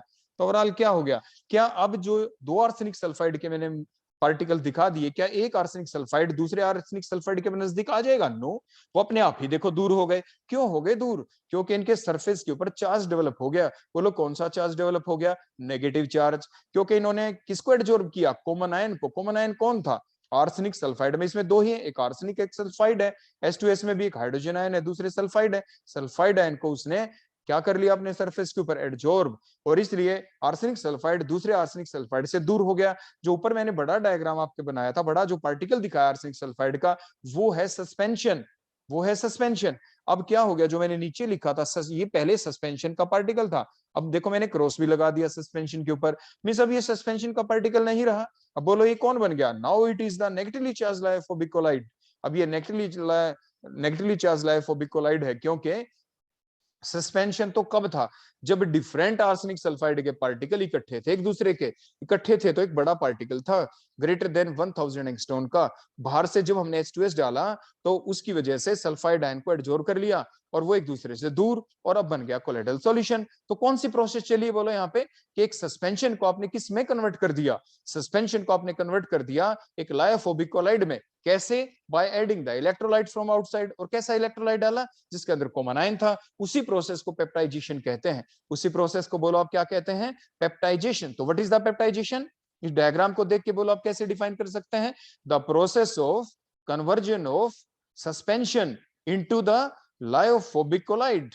कैसे? By adding the electrolyte. कैसा electrolyte? Having the common ion in it is called as the peptization. उसे आप पेप्टाइजेशन कहते हैं। इसलिए तो आप एग्जांपल की तरफ पहले ध्यान दें। When the freshly prepared, when the freshly precipitate of the arsenic sulfide is peptized, हमने उसका पेप्टाइज्ड कर दिया है, मतलब हमने जो सस्पेंशन हो, सस्पेंशन जो था उसको किसमें कन्वर्ट कर दिया? लायोफोबिक कोलाइड में। और कौन सा लायोफोबिक कोलाइड यहाँ पे बना है? नेगेटिवली चार्ज वाला बना है। तो वो हमने देखो नेक्स्ट लाइन के अंदर लिखा, बोलो क्या लिखा था नेक्स्ट लाइन में? यहाँ पे ये नेगेटिवली चार्ज, ध्यान से देख के मैं दोबारा हटा के फिर लिख दिया, the negatively charge solution is formed due to the adsorption of sulphide ion on the surface of the arsenic sulfide colloidal particle while, अब अगला पॉइंट समझेंगे हम यहाँ पे, while the H positive ion form the diffused layer। अब जो बच गए आयन वो सॉल्यूशन में पड़े हैं in the form of the diffuse layer, जो सेकंड लेयर बाहर से बनेगी। तो अब हम दोबारा से आपको बताते हैं, देखो इन चीजों को दोबारा से अपनी डेफिनेशन की तरफ चले जो हेल्महोल्ट्ज थ्योरी की थी।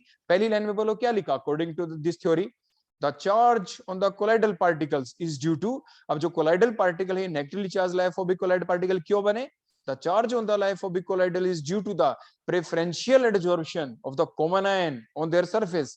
क्योंकि उन्होंने अपने सरफेस के ऊपर कॉमन आयन को एडजॉर्ब कर लिया, एंड कॉन्सिक्वेंटली, और उसकी वजह से क्या हुआ? The electrical double layer is formed. Double layer का मतलब पहली लेयर तो किसकी बनी है? पहली लेयर बनी है कॉमन आयन की। देखो sulphide ion, sulphide ion, sulphide ion, sulphide ion, that is the first layer.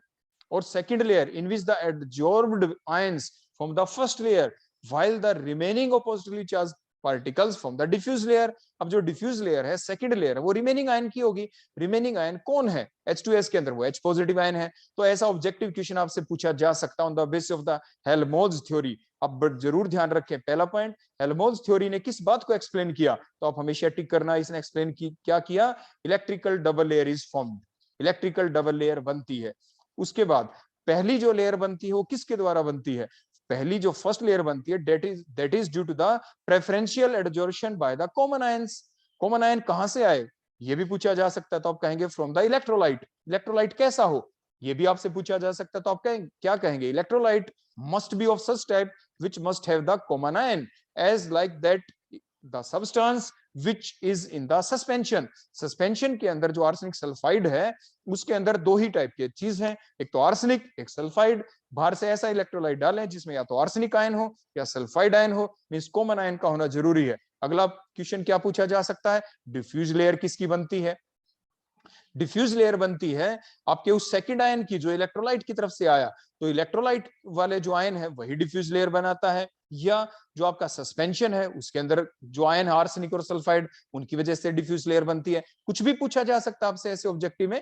तो आप ध्यान रखें, फर्स्ट लेयर भी कौन से आयन से बनी? जो इलेक्ट्रोलाइट से आया। सेकंड डिफ्यूज लेयर भी किससे बनी? जो आपके कहां से आया? इलेक्ट्रोलाइट के अंदर से ही आया है। तो इस टाइप से आप इस चीज को जरूर ध्यान रखेंगे। अब हम ले लेते हैं दूसरा एग्जाम्पल। देखो आपसे पूछा गया, देखो ये चीज एग्जाम में ना भी आए, लेकिन हम आपको बता दें यहाँ पे कि देखो व्हेन फ्रेशली प्रिपेयर्ड, ध्यान से सुनो, when the freshly precipitated ferric hydroxide is peptized with the dilute FeCl3। तो अब ध्यान से देखो क्या कहा मैंने, जो फेरिक हाइड्रोक्साइड का तो सस्पेंशन हमने ले लिया। देखो पार्टिकल मैं फिर से बता रहा हूं, ऊपर वाले डायग्राम में आप देखते रहें, ये एक फेरिक हाइड्रोक्साइड का पार्टिकल नहीं है। ऐसे ऐसे पार्टिकल देखो और भी है यहाँ पे। देखो ये रहा थर्ड वन पार्टिकल, ये रहा फोर्थ वन पार्टिकल। देखो ऐसे ये काफी पार्टिकल हैं, ऐसे सारे के सारे फेरिक हाइड्रोक्साइड के हैं। तभी तो ये एक ओवरऑल बड़ा पार्टिकल बन गया। देखो मैं फिर बता रहा हूं आपको, तभी तो एक बड़ा पार्टिकल देखो बन गया। That wall is the suspension. ये अब सस्पेंशन है। अब हमने क्या किया, देखो बाहर से डाल दिया गया फेरिक क्लोराइड। आप सबसे पहले क्या चेक करेंगे? आप ये देखेंगे whether the electrolyte added have the common ion और not. In the suspension particle that is of ferric hydroxide, there are two type of ion. One is the ferric ion। ferric क्यों बोल रहे हैं? क्योंकि Fe के ऊपर 3 positive charge है, +2 charge होता तो ferrous ion कह देते। तो because the iron shows the 2 oxidation state +2 or the +3, so the here the Fe has the +3 charge because the OH has -1 charge और OH 3 है, तो 3 माइनस हो गया, तो Fe के ऊपर आपके +3 हो जाएगा। So the Fe present in the +3 oxidation state, so called the ferric ion. तो फेरिक हाइड्रोक्साइड जो है यहाँ पे, उसके अंदर ऊपर से हमने कौन डाला? फेरिक क्लोराइड डाला, वहां पे भी +3 ऑक्सीडेशन स्टेट है, तो कॉमन आयन कौन हो गए? फेरिक आयन हो गए। तो जो फेरिक आयन ही एडजॉर्ब करेंगे आपके इसके चारों तरफ। तो देखो इस जो मैंने और दिखाए थे आपके फेरिक हाइड्रोक्साइड को समझाने के लिए, उनको मैंने हटा दिया। अब हमने क्या किया, देखो बाहर से बोलो कौन एडजॉर्ब हो गए सरफेस के ऊपर? कॉमन आयन एडजॉर्ब हो गए, जो फेरिक आयन है, इसलिए पॉजिटिवली चार्ज लाइफोबिक कोलाइड बन गया। मींस क्या हुआ, आपसे एग्जाम में ये क्वेश्चन पूछा अक्सर जाता है कि what will happen when the freshly precipitated ferric hydroxide is baptized with the dilute FeCl3। ये यहां तक इतनी लाइन को आप अपने आप में क्वेश्चन मान के चलें। अब आप उसके आगे का जवाब आपको देना है, तो आप आगे जवाब क्या लिखेंगे? आप ऐसा लिखेंगे जवाब, जो अगली लाइन आपके आगे बोलो क्या है नेक्स्ट लाइन। देखो मैंने हटा दिया, जो दोबारा लिखी आएगी क्या है? A positively charge solution is formed, किस वजह से? Due to the adsorption of the Fe3 positive ion on the surface of the ferric hydroxide colloidal particles while the Cl negative ion forms the diffuse layer। और जो Cl negative ion जो बचे हुए ion electrolyte को diffuse layer बना देंगे। तो primary layer किसकी बनी? फेरिक आयन की वजह से। सेकेंडरी लेयर जिसे डिफ्यूज लेयर भी कहते हैं, वो किसकी वजह से बनी? वो बनेगी क्लोराइड आयन की वजह से, जो सॉल्यूशन के अंदर रहते हैं। तो इस टाइप से इन क्वेश्चनों का आप जवाब देंगे। आपको बता दिया है कि क्वेश्चन को पूछने के तरीके अलग अलग हो सकते हैं। आपके एग्जाम में आ जाए explain, right A note on the Helmholtz theory, तो आप डेफिनेशन भी लिखेंगे और ये डिफरेंट एग्जांपल दे देंगे। एग्जांपल 1 लेंगे या 2 लेंगे, वो डिपेंड करता है नंबर ऑफ मार्क्स के ऊपर, कि जो क्वेश्चन आपके आई है हेल्महोल्ट्ज थ्योरी वो 2 मार्क्स की है, 3 मार्क्स की है, 5 मार्क्स की, डिपेंडिंग अपॉन दैट आप एग्जांपल 1 लेंगे, 2 लेंगे या 3 लेंगे। तो इस बात को आप जरूर ध्यान रखेंगे। नेक्स्ट हम चलते हैं अपने अगले एग्जाम्पल की तरफ। मान लीजिए बड़े ध्यान से देखें। अब बार बार हम वो बार बार डायग्राम नहीं बनाएंगे कि AGI के मैं मैनी पार्टिकल्स बना के दिखाऊं। अब अपने दिमाग के अंदर आपने ये इमेज बना ली होगी कि AGI का एक पार्टिकल अकेला ये नहीं है, AGI के जो मैनी पार्टिकल्स होते हैं साथ के साथ, जैसे मैंने पहले भी आपको बताया था, एक AGI का पार्टिकल, ये सेकंड, ये थर्ड, ये फोर्थ, ये सारे देखो इकट्ठे होके now that called the suspension.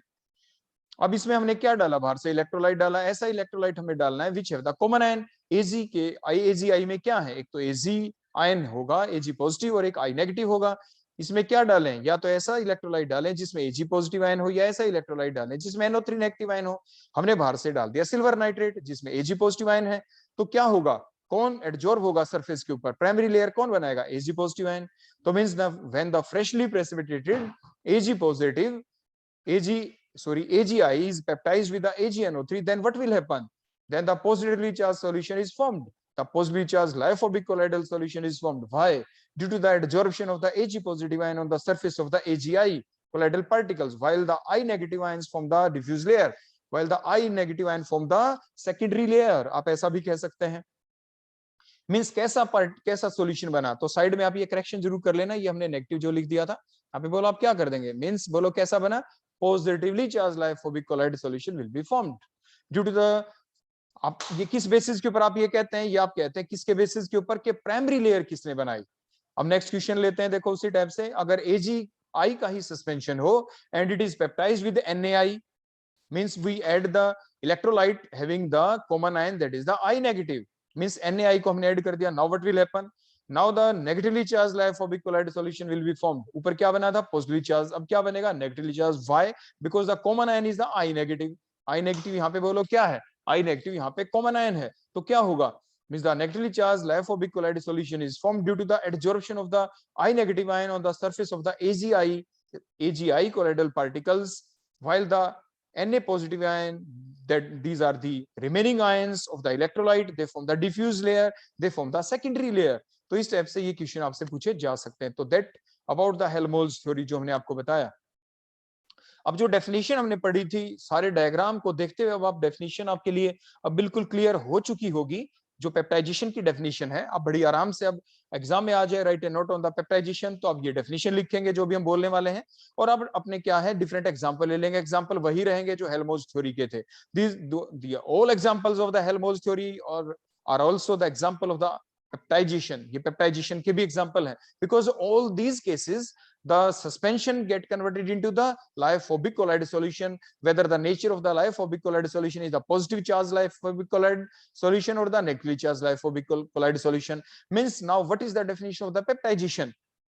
By seeing that all these example, we can define the peptidation as, bolo kaise, the process of the conversion of the suspension, or you can say the freshly prepared precipitate into the lyophobic colloids, whatever may be the nature, means that the positive charged lyophobic colloid or the negatively charged lyophobic colloid on the addition of an electrolyte having the common ion is called as the peptidation। उसे आप peptization कहते हैं, और example हम पहले explain कर चुके हैं। अब हम चलते हैं अपनी नेगेटिव, अपनी नेक्स्ट अपनी जो टर्म है उसके ऊपर, जो इलेक्ट्रिकल प्रॉपर्टीज में आती है।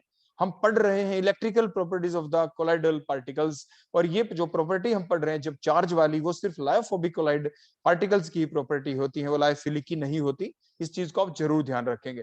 Means the next property which come under the category of the lyophobic colloid, that is the electrophoresis। as the name suggests, electro means electric field, phoresis means movement, means the movement of the lyophobic colloid particles, that is the positively or the negatively charged lyophobic colloidal particles, takes place under the influence of the electric field। Means positively charge lyophobic colloid किधर migrate हो जाएंगे, negative electrode की तरफ, और negatively charge lyophobic colloid किधर migrate हो जाएंगे, आपके पॉजिटिव इलेक्ट्रोड की तरफ। और जो लायोफिलिक पार्टिकल्स हैं वो तो किधर भी माइग्रेट नहीं होंगे क्योंकि उनके ऊपर चार्ज होता ही नहीं। अब उसको एक डायग्राम के थ्रू देखते हैं। अब ध्यान से देखें, देखो हमने कंटेनर लिया, उसके अंदर हमने बैटरी ऐड कर दी, डिफरेंट इलेक्ट्रोड है। लेफ्ट साइड वाला हमेशा एनोड होता है जिसपे ऑक्सीडेशन ही होती है, राइट साइड वाला नेगेटिवली चार्ज है, देखो उसको हमने कैथोड कहा। अब देखो जो सॉल्यूशन उसमें डिफरेंट टाइप के पार्टिकल, आप दोबारा देखें, देखो ग्रीन कलर के पार्टिकल की क्या मूवमेंट हुई, नो, कोई मूवमेंट नहीं हुई। Why no movement occurs, because these type of particles have no charge, means they are the lyophilic colloid particles, वो लायोफिलिक कोलाइड नेचर के ही होंगे। देखो जो आपकी ब्लूइश कलर और रेड कलर के, उनकी देखो आपको मूवमेंट होती हुई दिखाई दे रही है। ब्लू कलर के पार्टिकल्स किधर मूव कर रहे हैं, they are moving towards the cathode, means they are moving towards the negative end. तो नेगेटिव का मतलब उनके ऊपर कैसा चार्ज होगा, उनके ऊपर जरूर होगा आपका पॉजिटिव चार्ज। मींस देखो हमने ग्रीन पार्टिकल को क्या लिखा, they are the lyophilic colloid. अब ध्यान से देखो जो ब्लू कलर के पार्टिकल हम उनके ऊपर क्या लिखा, they are the positively lyophobic colloid particles because they are migrated towards the negative electrode.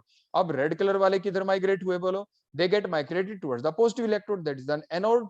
Miss इसलिए इनको हमने क्या लिखा, नेगेटिव लाइफोबिक कोलाइड्स। इसलिए ओवरऑल जो हमारी जो डेफिनेशन थी इलेक्ट्रोफोरेसिस की बोलो वो क्या बनी, the process in which the positively or the negatively charged lyophobic colloid they get migrated towards their respective electrode in the presence of the electric field। Means इनकी जो माइग्रेशन हुई है वो सिर्फ तभी होगी अगर हम बाहर से बैटरी को ऑन कर देंगे। अगर हम इलेक्ट्रिक फील्ड हटा दें, मींस हम बैटरी को ऑफ कर दें, then what will happen, no migration will occur, कोई माइग्रेशन ही नहीं होगा। Means no electrophoresis process will takes place, electrophoresis की प्रोसेस ही नहीं होगी। Means electrophoresis further of two type, क्या, number one anaphoresis, other one is the cataphoresis. Anaphoresis का नाम से जैसे आपको पता चलता है कि the process in which the negatively charged lyophobic colloid particles, the negatively charged lyophobic particle बोलो किधर मूव कर रहे हैं, डायग्राम आपको पहले ही दिख रहे हैं, towards the anode, so called the anaphoresis. Means the process in which the negatively charged lyophobic colloidal particles get migrated towards the anode, means towards the respective electrode in the presence of the बोलो क्या आपके electric field, जो battery हमने add की है उसको हम electric field कह रहे हैं, सो कॉल्ड एज द एनाफोरेसिस। ऐसे ही कैटाफोरेसिस को हम कह देंगे। नीचे आप करेक्शन कर लेना, जो हमने लिखा है कैटाफोरेसिस, ये कैटाफोरेसिस नहीं है, आप यहाँ पे बोलो क्या कर लेंगे, इसकी करेक्शन करके यहाँ पे दैट इज द एनाफोरेसिस। अब मैंने देखो ये हटा दिया यहाँ पे नीचे, इज कॉल्ड, मैंने गलती से कैटाफोरेसिस लिख दिया था, आप वहां पे एनाफोरेसिस कर लेंगे। नेक्स्ट वन इज द कैटाफोरेसिस, इसके रिवर्स है, आपकी डायग्राम को देख क्या बता सकते हैं, the process in which the positively charged lyophobic colloidal particles get migrated towards the negative electrode, means या simply आप कह सकते हैं towards their respective electrode in the presence of the electric field is called as the cataphoresis।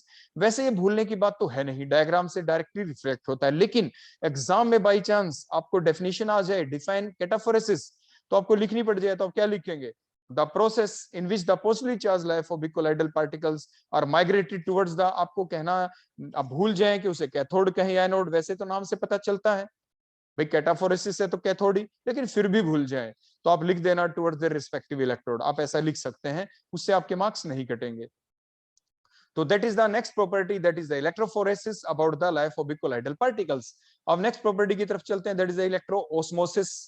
देखो osmosis में तो आपने simply पढ़ा था, क्या था कि उसके अंदर एक तो आपकी सेमी परमिबल मेम्ब्रेन का होना जरूरी है, मींस दो कंटेनर हैं और उसके बीच में हमने पार्टीशन कर दिया, क्या पार्टीशन कर दिया, सेमी परमिबल मेम्ब्रेन को लगा दिया। मिस उसके थ्रू पार्टिकल्स मूव करेंगे, लेकिन कैसे करेंगे मूव, आपके पार्टिकल वही मूव करेंगे जो सेमी परमिबल मेम्ब्रेन के थ्रू पास हो सकते हैं। वो कौन है जो सेमी परमिबल के थ्रू पास हो सकते हैं, जो सेमी परमिबल मेम्ब्रेन के थ्रू पास हो सकते हैं वो सिर्फ क्रिस्टलाइड पार्टिकल्स थे। हमने पढ़ा था ना, तीन टाइप के पार्टिकल्स होते हैं, बोलो कौन थे वो तीन टाइप के particle, crystalloid, colloid and the suspension. Crystalloid कौन थे, which can pass both through simple filter paper and the semi permeable membrane.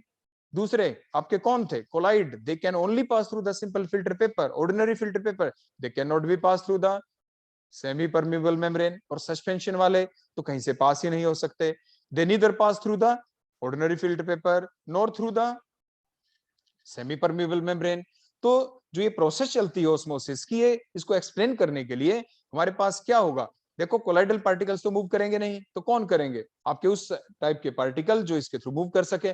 Means the movement of the dispersion particle, dispersion medium के ही होंगे पार्टिकल वो तो, the movement of the dispersion medium particle from their higher concentration to the lower concentration through the semi permeable membrane is called the osmosis. लेकिन अगर हम electric field apply कर दें, now it is called as the electroosmosis. हमने पहले भी आपको बताया था, देखो चार्ज कैसे डेवलप होता है, जब आपके डिस्पर्स्ड फेज के पार्टिकल और डिस्पर्शन मीडियम के पार्टिकल के बीच में फ्रिक्शन हो जाता है, तो what will happen, due to the friction there occurs the separation of the charge. Means आपके डिस्पर्शन मीडियम के पार्टिकल के ऊपर भी कोई चार्ज डेवलप हो गया होगा, आपके जो डिस्पर्स फेज के पार्टिकल उनके ऊपर भी कोई चार्ज डेवलप हो गया होगा, तो उसकी वजह से क्या होगा, अगर हम इलेक्ट्रिक फील्ड लगा दें, जैसे आप देख पा रहे हो जो प्रोसेस धीरे धीरे चलती, ये बीच में हमने सेमी परमिबल मेम्ब्रेन लगा रखे, देखो आप डायग्राम में देख रहे हो। अब देखो जो पार्टिकल उनकी मूवमेंट आपको दिख रही है ना, देखो मूवमेंट हो रही है कहां से, from higher concentration to their lower concentration. लेकिन अगर जिन पार्टिकल की मूवमेंट हुई है, देखो वो कैथोड की तरफ जाते हुए दिख रहे हैं, अगर कैथोड की तरफ जो पार्टिकल्स की जो मूवमेंट है अगर ये फास्ट हो जाए, कैसे हो फास्ट, जब हमने बैटरी ऐड कर दी। बैटरी ऐड करने से क्या हुआ, मान लीजिए ये जो पार्टिकल है ब्लू कलर के जो हमने मूवमेंट दिखा रखे हैं, मान लीजिए इनके ऊपर पॉजिटिव चार्ज है, तो क्या होगा, अगर हम इलेक्ट्रिक फील्ड लगा देंगे तो इनकी मूवमेंट और फास्ट हो जाएगी, जो बीच में सेमी परमेबल मेम्ब्रेन है उसके थ्रू और फास्ट मूव हो जाएंगे। तो मीन्स वही हम बता रहे हैं कि जो ऑस्मोसिस की प्रोसेस वो फास्ट हो जाती है जब आप इलेक्ट्रिक फील्ड को अप्लाई कर देते हैं। So to make the osmosis process fast, osmosis process को फास्ट करने के लिए ही इलेक्ट्रिक फील्ड को यहाँ पे अप्लाई किया गया है, और इस प्रोसेस को आप कह देते हैं, बोलो क्या, इलेक्ट्रो ऑस्मोसिस। तो इलेक्ट्रिक फील्ड का जो यहाँ पे नेचर है उसकी वजह से उसको अप्लाई क्यों किया गया वो आप समझ गए होंगे, to make the process fast. So the process in which the movement of the dispersion medium particles from higher concentration to the lower concentration through the semi permeable membrane in the presence of the electric field is called as the electroosmosis।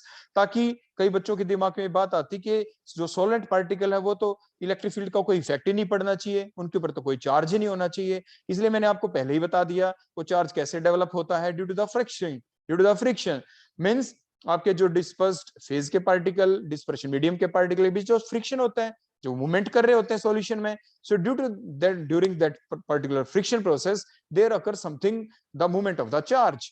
एक particle से दूसरी की तरफ के आपके जो charge move कर जाते हैं, जिसकी वजह से आपके जो सॉल्वेंट पार्टिकल हैं, जो आपके डिस्पर्शन मीडियम के पार्टिकल हैं, उनके ऊपर भी कोई चार्ज आ गया, और इसी वजह से ऑस्मोसिस प्रोसेस थोड़ी फास्ट हो जाती है, सॉल्वेंट पार्टिकल जल्दी जल्दी मूव कर जाते हैं, तो उस प्रोसेस को हम इलेक्ट्रो ऑस्मोसिस कह देंगे।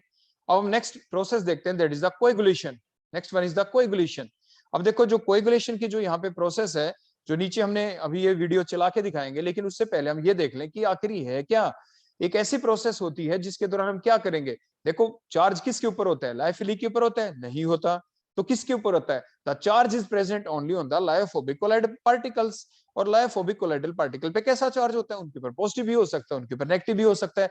अगर आप लायोफोबिक कोलाइडल पार्टिकल्स ले लें और उसके अंदर आप बाहर से इलेक्ट्रोलाइट डाल दें, तो व्हाट विल हैपन, जो अपोजिट लायोफोबिक कोलाइड मान लीजिए पॉजिटिव चार्ज का है, तो उसके ऊपर जब आप इलेक्ट्रोलाइट डालेंगे तो क्या होगा, इलेक्ट्रोलाइट कौन होता है, विच गिव्स द आयंस। तो लायोफोबिक कोलाइड अगर पॉजिटिव चार्ज का है तो नेगेटिव आयन को अपने सरफेस के ऊपर एडजॉर्ब कर लेगा, और उसके सरफेस के ऊपर अब पॉजिटिव चार्ज नहीं रहेगा, जिसकी वजह से अब वो न्यूट्रल पार्टिकल बन जाएगा, और न्यूट्रल पार्टिकल आपस में इकट्ठे हो जाएंगे, इकट्ठे होके they come means they come closer to each other, more closer to each other, many particles come closer to each other, and now the large size of particle is formed, and that large size particle have the particle size range greater than 1000 angstrom, now it called as suspension। तो means lyophobic जो particle हैं, lyophobic collide के जो particle हैं जिनका size 10 से 1000 angstrom था, means 10 to 1000 angstrom वाले जो पार्टिकल्स थे, now they get converted into the suspension having the particle range greater than 1000 angstrom on addition of the electrolyte called as the coagulation. Means lyophobic colloidal particles का suspension में conversion on addition of an electrolyte is called as the coagulation. If these particles are heavy, they get settled down at the bottom, and that process called the coagulation। Sometimes these particles, these suspension particles are light particles। light का मतलब they are हल्के particles हैं। light के दो मतलब होते हैं, light का मतलब रोशनी भी होती है, light का मतलब heavy का opposite क्या होता है, light means हल्के भी होते हैं। if the suspension particles are light particles, means now they can float on the surface, now they can float on the surface of the liquid, now the process called as the flocculation। means lyophobic colloid particles का जो conversion है suspension के अंदर on addition of the electrolyte, वो coagulation भी कहला सकता है और वो फ्लोकुलेशन भी। if the particles are heavy, they get settled down, process called the coagulation। if the suspension particles are light particles, they will float on the surface of the liquid, now the process called the flocculation, फिर हम उसको flocculation कहेंगे। आप मतलब समझ गए होंगे काम एक ही है। means the process during which the conversion of the lyophobic colloidal particles takes place into the suspension on addition of the electrolyte may be called as the coagulation or the flocculation, depending upon whether the suspension formed is heavy or the light। if the suspension formed is heavy, that means suspension gets settled down at the bottom, process called as the coagulation। if the suspension formed is light, it will float on the surface of the liquid, and the process called as the flocculation, or process का flocculation कह देते हैं। now the example of the coagulation, or you can say the flocculation example, coagulation process आमतौर पे चलती है। तो what is the example of the coagulation, means the delta formation, means where the delta formation takes place, the delta formation takes place where the rivers water meet with the sea, जहां पे river water सी के साथ meet करता है, where the clay particles, अभी हमने कहा था ना आपको क्ले को याद करना, आपने क्या याद किया था, जो क्ले के जो पार्टिकल्स होते हैं उनके ऊपर कैसा चार्ज होता है, क्ले के पार्टिकल के ऊपर कैसा चार्ज था, अभी हमने कहा था, आप उसको याद कर लेना, उसके ऊपर नेगेटिव चार्ज होता, हमने पढ़ा था ना, प्रोटीन्स या अमीनो एसिड के अंदर बेसिक मीडियम कर दे तो नेगेटिव चार्ज आ जाता है, उसी कैटेगरी के अंदर कौन थी, आपकी क्ले थी। मींस क्ले एक लायोफोबिक कोलाइड है और एक नेगेटिवली चार्ज लायोफोबिक कोलाइड है, अब इसको जरूर याद रखेंगे। तो मींस क्या हुआ, जो रिवर है, देखो ये हमने रिवर दिखा रखी है, रिवर देखो ब्लू कलर की है रिवर, इस रिवर के अंदर बोलो कौन फ्लो करता हुआ आ रहा है, यहाँ पे क्ले, आपकी क्ले है, देखो मैंने क्ले लिख दिया यहाँ पे, जो देखो ये क्ले के जो पार्टिकल्स है ना, इनके ऊपर नेगेटिव चार्ज है, they are the negatively charge lyophobic colloid, ये नेगेटिवली चार्ज लायोफोबिक कोलाइड है। अब क्या हुआ, ये जो क्ले है, देखो रिवर है फ्लो की, ये समुद्र में जाके मिलती है, लास्ट में सी में मीट करती है, देखो आपने देखा ना ये ग्रीन कलर, देखो ये ग्रीन कलर, देखो ये ग्रीन कलर, देखो ये बड़ा होता जा रहा है, देखो बड़ा हो गया, मींस ये डेल्टा बन गया, यहाँ पे बोलो क्या बन गया, डेल्टा फॉर्मेशन। व्हाई दैट, देखो इतना बड़ा डेल्टा फॉर्मेशन, जो लास्ट में dotted lines, why the delta formation takes place, क्योंकि देखो ये ब्लू कलर का, देखो हमने दिखाया, यहाँ पे मैं लिख देता हूँ, देखो Na पॉजिटिव और जो Cl नेगेटिव है, देखो मैंने लिख दिया कि समुद्र है, नमकीन पानी है, तो क्या हुआ, क्ले के ऊपर कैसा चार्ज है, नेगेटिव चार्ज, और जो समुद्र है जो सी, उसमें क्या है, NaCl, NaCl में जो क्ले अपनी तरफ किसको अट्रैक्ट करेगा, देखो पॉजिटिव, मींस जो नेगेटिव चार्ज है, एक क्ले का पार्टिकल दूसरे पार्टिकल से दूर है, तो अब क्या हुआ, क्ले ने अपने सरफेस के ऊपर किसको एडजोर कर लिया, देखो Na पॉजिटिव आयन को, तो अब ये क्या हो गया, चारों तरफ Na पॉजिटिव चार्ज आने की वजह से साइज बड़ा हो गया। अब एक क्ले का पार्टिकल दूसरे क्ले के पार्टिकल को रिपेल भी नहीं करेगा, पहले तो क्या हो रहा था, एक क्ले का पार्टिकल दूसरे क्ले के पार्टिकल को देखो रिपेल कर रहा था, क्योंकि इनके ऊपर बोलो कैसा चार्ज था, negative charge. But when the river meets with the sea, there occurs the coagulation process, वहां पे कोएगुलेशन प्रोसेस हो जाती है। Coagulation means now the lyophobic colloidal particles here are the clay particles, here the negatively charged lyophobic colloidal particle, that is the clay particles, and the electrolyte here is the NaCl. So when the lyophobic colloidal particle come in contact with the electrolyte which is present in the C, that is the NaCl, now the coagulation process occurs, now the suspension will be formed, and due to the continuous formation of the suspension, overall a bulk, a very large suspension is formed and that becomes the delta, और वहां पे वो एक delta बन जाता है, एक टापू बन जाता है, जिसे हिंदी में आप कहें, जिसे डेल्टा कहते हैं। तो एग्जाम में आप क्या आ जाता है, why the delta formation takes place, उस प्रोसेस का नाम बताएं, name the process due to which the delta formation takes place, the answer will be the coagulation. और वो डेल्टा फॉर्मेशन क्यों हुआ तो उसके बारे में आप बता देते हैं, the delta formation takes place due to the coagulation, and that coagulation occurs in between the electrolyte, that is the NaCl which is present in the C, and the negatively charged lyophobic colloid particle, that is the clay which is present in the river, so that is the answer। अब उसके बाद हम next देखते हैं why the blood clotting takes place। blood clotting देखो होती ही क्यों है, अगर हम blood clotting की देखो यहाँ पे बात करें तो आप इस स्लाइड में भी देखो देख सकते हैं, बड़े ध्यान से देखें इस पर्सन को, देखो इसके इसके कट लग गया, यहाँ पे जो कट लगा तो उसने क्या किया, इसके हाथ में देखो फिटकरी है, अपने सरफेस के ऊपर की क्या कर रहा है, फिटकरी को ले रहा है। फिटकरी क्या है, एक इलेक्ट्रोलाइट है, इलेक्ट्रोलाइट के अंदर क्या है, आयंस है। जो कट हुआ, कट के अंदर बोलो क्या था, जो कट हुआ यहाँ पे, कट से क्या निकला, देखो ब्लड निकला। जो ब्लड निकलेगा तो ब्लड को कैसे रोके, आमतौर पे शेविंग के बाद जब कट लग जाता है तो हम क्या करते हैं, उसके ऊपर फिटकरी लगाते हैं। फिटकरी लगाते हैं तो क्या करता है, फिटकरी के अंदर से ऑपोजिट आयन, और जो आपके पास ब्लड के अंदर जो हीमोग्लोबिन है, हीमोग्लोबिन क्या है, एक लायोफोबिक कोलाइड। तो जो लायोफोबिक जो कोलाइड है वो किसके कांटेक्ट में आया, इलेक्ट्रोलाइट के कांटेक्ट में, जो कि फिटकरी के अंदर से आता है। कोएगुलेशन टेक्स प्लेस, आपने देखा होगा जब हम ऐसे कोएगुलेशन प्रोसेस करते हैं तो देखो ब्लड हमारा जम जाता है, आपकी क्लोटिंग ऑफ ब्लड हो जाती है बड़ी आराम से जब हम फिटकरी लगाते हैं। That is the reason, coagulation करते हैं तो ब्लड क्लोटिंग क्यों हुई, by the use of फिटकरी और the ferric chloride on the cut due to the coagulation। Coagulation किसके बीच हुई, in between the electrolyte from where the electrolyte comes from the फिटकरी। जो आपका पोटाश एलम होता है, potash alum means aluminium sulphate, potash का मतलब पोटेशियम सल्फेट और एल्यूमिनियम सल्फेट का जो मिक्सचर होता है, जो दो सोल्टों का मिक्सचर होता है जिसे डबल सोल्ट भी कहते हैं, वही आपका क्या है, इलेक्ट्रोलाइट का यहाँ पे काम कर रहा था, और जिसकी वजह से क्या हुई, कोएगुलेशन हो गई। तो ये भी एग्जाम में आपसे पूछा जा सकता है, why the blood clotting occurs, name the process which occurs during the blood clotting when we use the फिटकरी on the cut on the surface during the shaving, shaving के दौरान जो फेस के ऊपर कट लगा, जो ब्लड आया, उसके ऊपर फिटकरी लगाने से कौन सी प्रोसेस चली जिससे क्लोटिंग ऑफ ब्लड हो गई, दैट इज द कोएगुलेशन। अब हम नेक्स्ट देखते हैं। आप बड़े ध्यान से देखिए, हमारे पास ये डर्टी वाटर है, लेफ्ट साइड में आपको दिख रहा है। हमने क्या किया उसके अंदर, हमने उसके अंदर शोकिंग शेक कर रहे हैं, फिटकरी ले ली हमने, देखो रोड की फॉर्म में हमने ले ली, या वैसे फिटकरी आप ले सकते हैं। तो जब आप डर्टी वाटर के अंदर आप फिटकरी को ऐसे शेक करते हैं तो फिर क्या हुआ, डर्टी वाटर में क्या है, क्ले है। क्ले क्या है, कोलाइड है। कोलाइड कैसे है, negatively charge colloid. Negatively charge colloid किसके कांटेक्ट में आया, इलेक्ट्रोलाइट के। इलेक्ट्रोलाइट कहां से आया, फिटकरी के अंदर से।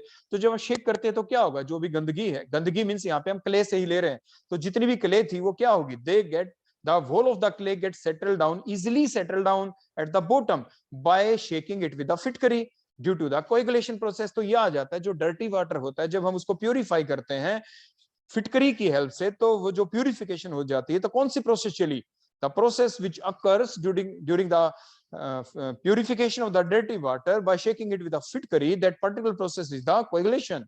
वो आपकी कोएगुलेशन प्रोसेस है। उसमें आपके पूछा जा सकता है which one is the lyophobic colloid, आप कहेंगे जो dirty water, in the dirty water the clay is the lyophobic colloid, and which one is the electrolyte, the फिटकरी एक्ट एज द इलेक्ट्रोलाइट। जो मैंने पहले बताया, पोटाशियम मींस पोटाशियम सल्फेट और aluminium sulphate, जो दो सॉल्ट होते हैं, इसलिए इसको डबल सॉल्ट भी कहा जाता है। जो आप कोऑर्डिनेशन कंपाउंड वाला जो चैप्टर है उसमें हम आपको पढ़ाते हैं what are the double salt and what are the coordination compound, वहां पे। Next, the colloidal medicine are more effective. वो ज्यादा इफेक्टिव क्यों होते हैं, because they have the large surface area, they can easily be assimilated, वो easily assimilated हो जाती हैं। जो मेडिसिन होती हैं वो इजीली एसिमिलेटेड हो जाती हैं। नेक्स्ट, जैसे आर्गायरोल जो होता है जिसके अंदर सिल्वर होता है, तो सिल्वर का जो सोल है वो क्या हुआ, लायोफोबिक कोलाइड है, which act as an eye lotion. क्योंकि जो कोलाइड होते हैं they effectively act as the medicine. अब कुछ वो बात बता रहे हैं कि आपसे एग्जाम में पूछा जा सकता है, कॉम्पिटिटिव एग्जाम में, जैसे आर्गायरोल होता है वो किसका कोलाइड है, आपको याद रखना चाहिए सिल्वर का कोलाइड है। कहां पे यूज करते हैं, ऑप्शन में लिखा आ जाए, किस पे टिक करेंगे, इन the form of I lotion उसको यूज किया जाता है। आपसे पूछा जाए कोलाइडल एंटीमनी कहां पे यूज करता है, in the curing of kala-azar, उस डिजीज में इसको यूज किया जाता है। नेक्स्ट, जैसे कोलाइडल गोल्ड कहां पे यूज करते हैं, it is used in the intramuscular injection, intramuscular injection जब लगाते हैं उसमें यूज करते हैं। मिल्क ऑफ मैग्नीशिया, ये तो देखो आमतौर पे आप घर में यूज करते ही, एक बोतल आती है ना आपकी, जो आपके क्या बोलते हैं ऑन्ट एसिड की जो बोतल आती है घर के अंदर, उसके अंदर क्या होता है, मिल्क ऑफ मैग्नीशिया। वो एक इमल्शन ही होता है which is used in the stomach disorder. आप कहते हैं एसिडिटी होगी स्टमक में, आप थोड़ी सी आप उसको यानी ड्रिंक कर लेते हैं, थोड़ी सी एक स्पून डॉक्टर कहते हैं कि आप ये ले ले, आप उसको ले लेते हैं, उसके अंदर क्या होता है, मिल्क ऑफ मैग्नीशिया, जो ऑन्ट एसिड का काम करता है। उसके बाद एक बड़ी सिंपल सी डेफिनेशन काफी बार कॉम्पिटिटिव एग्जाम में भी देखने को मिली है, व्हाट इज टैनिंग। टैनिंग क्या होती है, the process of hardening of the leather, यानी लेदर जो सॉफ्ट है उसके अंदर कुछ हार्डनेस हमें क्रिएट करनी है। कैसे आए वो hardness, hardness occur due to the coagulation. Coagulation किसके बीच हो, the coagulation which occur between the positively charge animal hides and the negatively charge colloidal particles, negatively charge colloidal particles of the tannin is called as the tanning, इसलिए उसको tanning process कहते हैं। जैसे आप diagram में देखो, यहाँ पे देख पा रहे हैं, सेकंड डायग्राम में आप देख पा रहे हैं, देखो यहाँ पे कि किस टाइप से टैनिंग प्रोसेस को यानी अप्लाई किया जाता है, और किस टाइप से ये टैनिंग प्रोसेस आपके डिफरेंट जो इंडस्ट्रीज हैं उनके अंदर चलती है। तो वहां से लिए हुए ये डायग्राम है, ये जो पिक्चर्स हैं आप इनको बड़े ध्यान से समझ सकते हैं। तो सिंपल आपको क्या ध्यान रखना है, the process of the hardening of the leather, यानी ऐसा ही आ जाता है, the process of the hardening of the leather को क्या कहते हैं, टैनिंग कहते हैं। ये कैसे होती है वो पूछा जा सकता है, coagulation between the positively charge animal colloid and the negatively charge colloidal particle of the tannin. तो इस टाइप से आप इसको ध्यान रख लेंगे। नेक्स्ट हम पढ़ते हैं अब इसके बाद के जो कोएगुलेशन प्रोसेस हुई है, जो अभी तक हमने पढ़ी, उसके अंदर दो तरह के पार्टिकल्स का ही मेन यूज किया गया। बोलो कौन से थे, एक तो लायोफोबिक कोलाइड पार्टिकल थे, पॉजिटिव या नेगेटिव चार्ज होते हैं। अब कोएगुलेशन प्रोसेस करने के लिए जैसे डेल्टा फॉर्मेशन आपने देखा, कट हुआ, फेस के ऊपर ब्लड निकला तो फिटकरी आपने यूज की, तो इलेक्ट्रोलाइट आपको यूज करना पड़ा। तो इस कोएगुलेशन प्रोसेस को चलाने के लिए दो तरह के पार्टिकल का होना जरूरी है। कौन से दो तरह के पार्टिकल थे बोलो, नंबर वन लायोफोबिक कोलाइड, चाहे वो पॉजिटिव लायोफोबिक कोलाइड हो चाहे वो नेगेटिव लायोफोबिक कोलाइड हो, और दूसरा कौन, इलेक्ट्रोलाइट।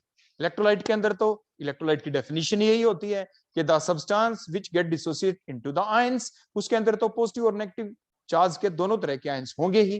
तो ये तो एक कॉमन सी बात है। उन्हीं बातों को यूज करते हुए हार्डी और शुल्ज ने एक रूल दिया, उसने ये बताया कि कोएगुलेशन चलेगी कब और कितनी ज्यादा चलेगी, कम चलेगी या ज्यादा। तो पहला पॉइंट तो आप समझ गए ही होंगे, कि ये रूल है क्या, the rule which tells about the coagulation, के कोएगुलेशन के बारे में इसने बताया, एंड देयर एक्सटेंट, एक्सटेंट का मतलब कितनी चलेगी coagulation, the rules which tells about the coagulation and their extent called as the Hardy Schulze rule, and these rules are, पहला पॉइंट क्या है, मींस कोएगुलेशन कब चली, the coagulation will occur when we have the two type of particles, and these two type of particles are lyophobic colloid and the other one is the electrolyte, ये दो तरह के ही particles होने जरूरी हैं। दूसरा पॉइंट, ये कोएगुलेशन कब होगी ज्यादा, means on which the magnitude of the coagulation takes place, extent of coagulation takes place, means the more coagulation कब होगी, more the magnitude of the opposite charge particle, more will be the coagulation, क्योंकि law of electrostatic के द्वारा हमने क्या पढ़ा है, देखो ये था आपका लॉ ऑफ इलेक्ट्रोस्टैटिक, क्या, F is equal to K Q1 Q2 upon R square, Q1 Q2 क्या है, ऑपोजिट चार्ज पार्टिकल के ऊपर जो चार्ज है, Q1 और Q2 की जितनी ज्यादा वैल्यू होगी, क्योंकि डायरेक्टली प्रोपोर्शनल F के, F means force of attraction between these oppositely charged particles, more the magnitude of the oppositely charged particle, more will be the force of attraction between the these oppositely charged particles, means more will be the attraction, more will be the coagulation, उतनी ज्यादा coagulation हो जाएगी। तो means for example कोई आपसे ये पूछे कि आपके पास कोई लायोफोबिक कोलाइड है, वो फिक्स है, मान लीजिए वो नेगेटिवली चार्ज लायोफोबिक कोलाइड है, और उसमें हमने बाहर से क्या डाल दिया, हमने ये आयंस डाल दिए, एल्यूमिनियम आयन, बेरियम आयन और आपके सोडियम आयन, तो ये क्या करेगा, कौन सा आयन ज्यादा अट्रैक्शन दिखाएगा, बताओ कौन सा दिखाएगा, लॉ ऑफ इलेक्ट्रोस्टैटिक क्या कहता है कि देखो एक टाइप का जो चार्ज है, मान लीजिए Q1 चार्ज तो कॉमन कर दिया, मान लीजिए क्ले है, क्ले के ऊपर नेगेटिव चार्ज है, नेगेटिव नेगेटिव वो कॉमन हो गया, थ्री डिफरेंट कंटेनर्स हैं, थ्री डिफरेंट कंटेनर्स हमारे पास, और थ्री डिफरेंट कंटेनर्स में हमने कौन सा कोलाइड ले लिया, clay clay clay, means negatively charge colloid, उसमें हमने बाहर से इलेक्ट्रोलाइट डाला, वो जो नेगेटिवली चार्ज कोलाइड है क्ले, वो अपने ऊपर किसको अट्रैक्ट करेगा, वो पॉजिटिव आयन को, इलेक्ट्रोलाइट में तो देखो दोनों आयन होंगे, aluminium sulphate, barium sulphate, sodium sulphate, जो आयन्स है, कभी आप ये सोचो कि अकेला आयन हमने डाल दिया, अकेला नहीं होता कभी भी आयन, वो कोई स्टेबल स्पीसी नहीं है, वो सॉल्ट की फॉर्म में ही है, जैसे Al3 positive from the aluminium sulphate, Ba2 positive comes from the barium sulphate हमने ऐड किया होगा, Na पॉजिटिव मतलब सोडियम सल्फेट हमने ऐड किया होगा, तो अब क्या हुआ, देखो नेगेटिव आयन तो हमने कॉमन कर दिया ना हर एक के अंदर, sulphate ion sulphate ion sulphate ion, तो जो अटैच होगा जाके क्ले के ऊपर वो पॉजिटिव आयन होगा, तो कौन सा ज्यादा अट्रैक्ट होगा, जिसके ऊपर ज्यादा चार्ज, ज्यादा कौन है, aluminium ion, means coagulation power कौन से कैटायन की ज्यादा है, जिसके ऊपर ज्यादा पॉजिटिव चार्ज है। एग्जाम में आपसे पूछा जा सकता है, तो आप इस ऑर्डर को जरूर ध्यान रखेंगे, Al3 positive ion is greater than Ba2 positive ion greater than Na positive ion, या आपसे रिटर्न में क्वेश्चन आ जाए और कहेंगे क्यों, तो इसका जो आंसर है पॉइंट नंबर 2 था, तो वही आप आंसर लिख देंगे कि according to the law of electrostatics we know that more the magnitude of the opposite charge more will the coagulation, so on that basis as the Al3 positive ion has the more positive charge, their valence is more than the Ba2 positive and the Na positive ion, so it will shows the more attraction with the given lyophobic colloid particles, so it will cause the more coagulation, so the coagulation power of the cation will be, फिर आप ये answer लिख सकते हैं, Al3 positive ion greater than Ba2 positive ion greater than Na positive ion, अब आप समझ गए होंगे। नेक्स्ट हम देखते हैं इसके reverse, phosphate ion, sulphate ion which comes from, कहां से आ सकता है, ये भी होगा sodium phosphate, sodium sulphate, sodium chloride, मतलब कैटायन तो कॉमन है, नेगेटिवली चार्ज आयन आपका अलग अलग है, हमने क्या किया, हमने ले लिया कोई ना कोई पॉजिटिव चार्ज कोलाइड, कोई पॉजिटिव चार्ज कोलाइड लिया, अब हम उसमें क्या करेंगे, जैसे हीमोग्लोबिन पॉजिटिव चार्ज कोलाइड है, हमने क्या किया, हमने उसके अंदर ये इलेक्ट्रोलाइट डाल दिया, तो कौन ज्यादा अट्रैक्शन दिखाएगा, वही लॉ ऑफ इलेक्ट्रोस्टैटिक आप यूज करेंगे, फॉस्फेट आयन के ऊपर ज्यादा नेगेटिव चार्ज है, it will shows the more attraction than the sulphate ion than the chloride ion, तो इसलिए phosphate ion will cause the more coagulation than sulphate ion than the chloride ion. अब उसी basis के ऊपर देखो आपका question बन गया, out of the phosphate ion, sulphate ion, chloride ion, which will cause the more coagulation on adding in hemoglobin. So by the Hardy and Schulz rule, we already studied above, कि more the magnitude of the opposite charge, more will the coagulation, and according to the law of electrostatic, that is the F is equal to K Q1 Q2 upon R square, हम ये ऊपर वाली बात कह सकते हैं। और जैसे कि हम जानते हैं, haemoglobin is a positively charge lyophobic colloid, जो हमने प्रीवियस स्लाइड्स के अंदर आपको बताया था, कि आप ये जरूर ध्यान रखें, जैसे आपको यहाँ पे अब उस बात को याद रखना जरूरी हो गया, अगर किसी को याद नहीं है, एग्जाम में तो नहीं बताया कि हीमोग्लोबिन कैसा कोलाइड है, कि वो पॉजिटिवली चार्ज लायोफोबिक कोलाइड है, नेगेटिवली चार्ज लायोफोबिक कोलाइड है, तो आपको यहाँ पे याद रखना पड़ गया, you must have to learn about the nature of the lyophobic colloid, means haemoglobin is a positively charge lyophobic colloid और the negative one, as we already studied about कि hemoglobin comes in the category of the positively charged lyophobic colloid, so the hemoglobin is a positively charged lyophobic colloid, so it will get more attracted by the phosphate ion than the sulfate or the negatively charged chloride ion, because the phosphate ion has the more, बोलो क्या है, negative charge. तो जैसे haemoglobin है आपका ये, तो इसके ऊपर कौन ज्यादा अट्रैक्टेड होगा, हीमोग्लोबिन, क्योंकि ये एक पॉजिटिव चार्ज लाइपोफोबिक कोलाइड है जो बाहर से हमने सर्कल दिखाया। तो phosphate ion will cause the maximum coagulation, जो बाहर से हमने ये सर्कल सा दिखाया है, ये किसका दिखाया, phosphate ion, phosphate ion, phosphate ion, phosphate ion, phosphate ion, चारों तरफ ये फॉस्फेट आयन है जो हमने सर्कल दिखा दिया। तो means it will cause the more coagulation, it will shows the maximum coagulation. तो अब ये जरूर ध्यान रखना कि बाहर से जो हमने सर्कल लगा दिया ये कोई और नहीं है, ये चारों तरफ फॉस्फेट आयन आ गए, फॉस्फेट आयन है ये। या दूसरा कंटेनर है, अगर उसमें सल्फेट डालते हैं तो वो चारों तरफ हम सल्फेट आयन दिखा देंगे, बिल्कुल चारों तरफ आपको दिखाने हैं। ये नहीं कि मैंने 2 ड्रा कर दिए तो आप 2 ही दिखाएंगे, आप चारों तरफ फॉस्फेट फॉस्फेट फॉस्फेट बिल्कुल सर्कुलरली आप उसको ड्रा कर देंगे अपनी कॉपी के अंदर। अब हम चलते हैं नेक्स्ट, हमारी अगली डेफिनेशन आ जाती है, what is the coagulation power और द प्रेसिपिटेटिंग पावर और द फ्लोकुलेशन पावर। तो आखिर इसका मतलब क्या है, इसका मतलब ये है, देखो हम डायग्राम ले लेते हैं पहले ताकि आप डेफिनेशन को समझ पाए। फॉर एग्जांपल हमने ले लिया हीमोग्लोबिन, हम पहले से जानते हैं it is a positively charged lipophobic colloid. अब हमने इसमें क्या किया, हमने इसके अंदर हमने ये फिक्स है डेफिनेशन, हमने 1 लीटर तो बोलो कौन ले लिया यहाँ पे, लाइपोफोबिक कोलाइड। अब उसके अंदर हमने क्या कर दिया, बाहर से डाल दिया इलेक्ट्रोलाइट, इलेक्ट्रोलाइट डाला वो मिली मोल्स में डालना, ये भी हमने फिक्स कर दिया। अब कितना इलेक्ट्रोलाइट बाहर से हम डालें, कितना इलेक्ट्रोलाइट हम बाहर से डालें कम से कम कि कोएगुलेशन हो जाए। कोएगुलेशन होने का मतलब कि इसको चारों तरफ से देखो सराउंड कर ले, बोलो चारों तरफ से, बोलो क्या कर ले, इस टाइप से वो सराउंड कर ले, और साउंड होते ही मींस कोएगुलेशन हो गई, कोएगुलेशन हो गई यहाँ पे। तो means the minimum amount of the electrolyte in millimoles which is required to cause the coagulation of 1 litre of the colloidal solution in 2 hours, time fix है, 2 घंटे का समय दिया, तो कितनी ज्यादा कोएगुलेशन हो जाती है, मिनिमम कितना डाले हम, तो उसको कोएगुलेशन वैल्यू कहते हैं। तो smaller the coagulation value mean थोड़ा सा आपने डाला, चुटकी भर आपने बाहर से डाल दी इलेक्ट्रोलाइट, लिक्विड है तो ड्रॉप्स की फॉर्म में 1 ड्रॉप डाली, और मान लीजिए एकदम कोएगुलेशन हो गई, एकदम प्रेसिपिटेट बन गए, मींस एकदम सस्पेंशन बन गया, तो मींस उसकी कोएगुलेशन पावर ज्यादा है, मींस कम इलेक्ट्रोलाइट डालने से कोएगुलेशन हो गया, इट मींस उस इलेक्ट्रोलाइट की कोएगुलेट करने की पावर ज्यादा है। और आपके कोएगुलेट, आप इलेक्ट्रोलाइट डाले जा रहे हैं, डाले जा रहे हैं, डाले जा रहे हैं, you are just going to add, going to add, going to add the electrolyte from the outside and no coagulation occurring, it means the coagulation power of the electrolyte is very less, means आपको ज्यादा electrolyte use करना पड़ गया। तो उसी basis के ऊपर हम यहाँ पे कोएगुलेशन पावर चेक कर रहे हैं कि कितने इलेक्ट्रोलाइट के डालने से आपका जो आपके लाइपोफोबिक कोलाइड था उसकी कोएगुलेशन हो गई। कम इलेक्ट्रोलाइट डालने से कोएगुलेशन हो जाती है तो उसकी कोएगुलेशन पावर ज्यादा है, बहुत अच्छी है उसकी इलेक्ट्रोलाइट की, और ज्यादा इलेक्ट्रोलाइट डालते हो तब जाके कोएगुलेशन होती है, तो इट मींस उसकी कोएगुलेशन जो पावर है इलेक्ट्रोलाइट की वो बहुत कम है। अब यहाँ पे देखो बेसिक बातें आपसे क्या पूछी जा सकते हैं, कोएगुलेटिंग पावर किसकी देखी जाती है, तो आपसे आंसर ऑप्शन में आ जाए लाइपोफोबिक कोलाइड की, इलेक्ट्रोलाइट की। बोलो कोएगुलेट करने की पावर किसकी है, इलेक्ट्रोलाइट की है, इलेक्ट्रोलाइट ही तो कोएगुलेट कर रहा है, इलेक्ट्रोलाइट हो कौन रहा है, वो लाइपोफोबिक कोलाइड है। आ गई कुछ बातें समझ में, तो इन चीजों का आप जरूर ध्यान रखें। मीन जब आपने इलेक्ट्रोलाइट डाला इन मिलीमोल्स, और बाहर से क्या आपके पास पहले से कंटेनर में था, लाइपोफोबिक कोलाइड 1 लीटर जो लिया, तो डालने से कोएगुलेशन हो गई, कोएगुलेशन आपकी हो गई, तो कितना डालने से वो तो मैंने आपको बता ही दिया, वो उसकी कोएगुलेटिंग पावर कहलाती है। तो on addition of the electrolyte in millimoles in the 1 litre of the lipophobic colloid, then और टाइम आपने कितना किया 2 आवर्स का, और कोएगुलेशन हो जाती है तो उसकी कोएगुलेशन पावर कहलाती है। नेक्स्ट हम देखते हैं अपनी डेफिनेशन, प्रोटेक्टिंग पावर।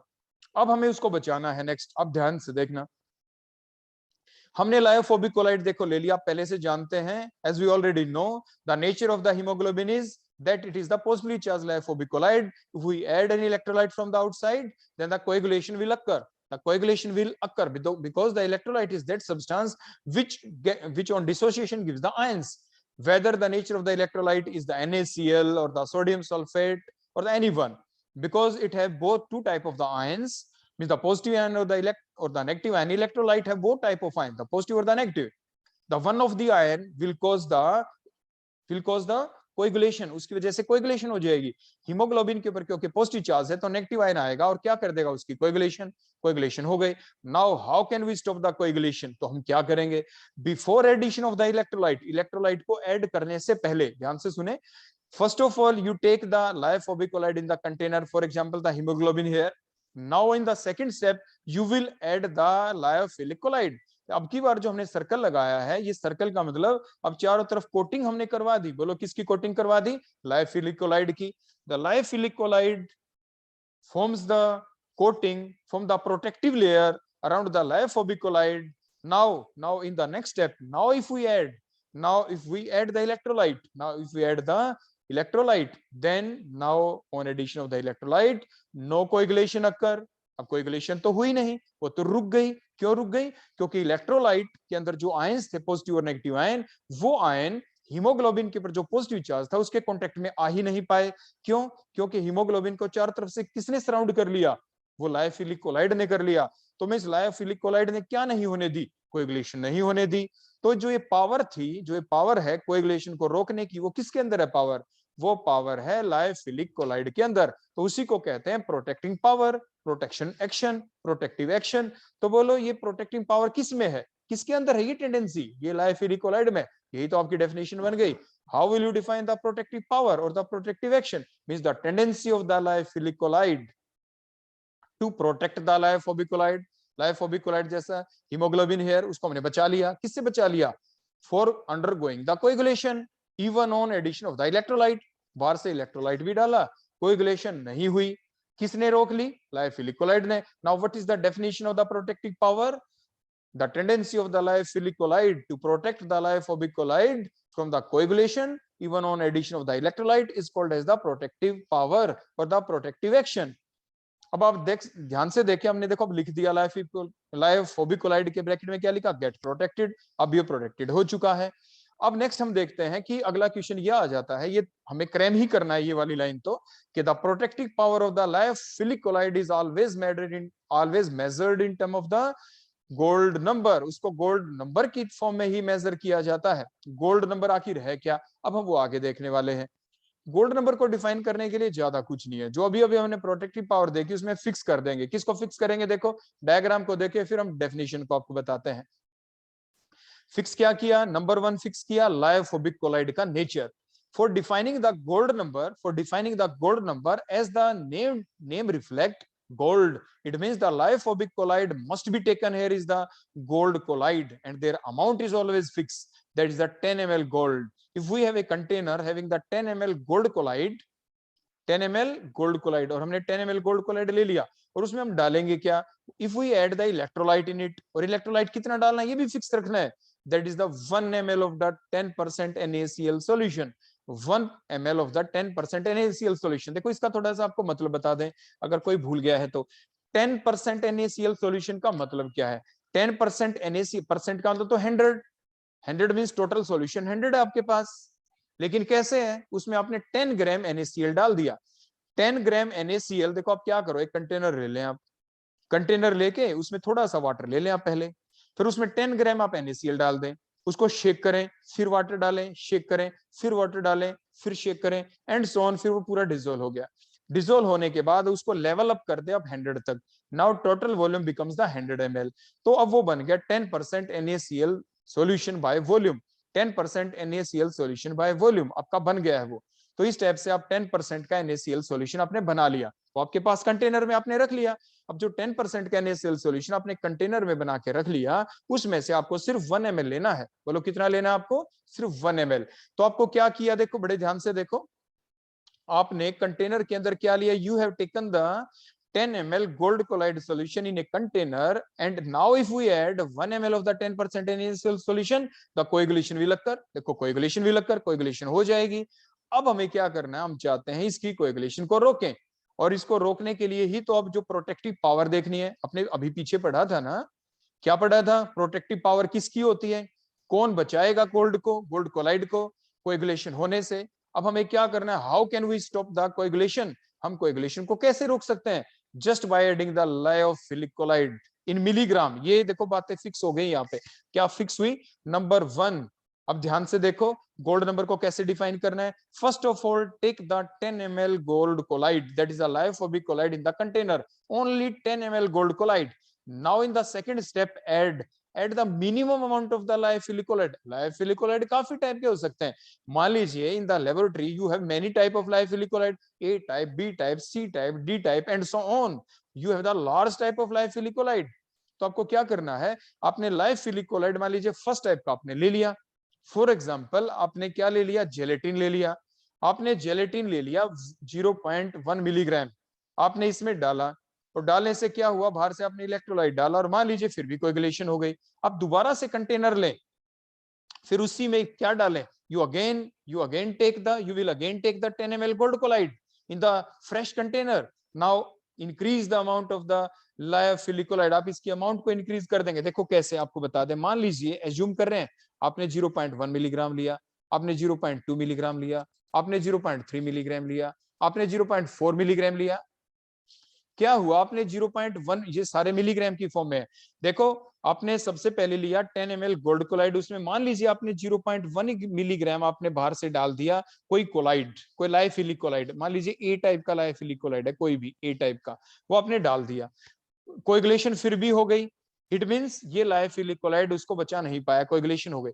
फिर आपने अमाउंट इंक्रीज कर दी, आपने 0.2 मिलीग्राम डाला इसके अंदर। नंबर 1 पे क्या लिया आपने कंटेनर में, ध्यान रखें, स्टेप को जरूर ध्यान रखें। नंबर 1 लायोफोबिक कोलाइड आपके पास कंटेनर में है, amount fix 10 ml gold collide.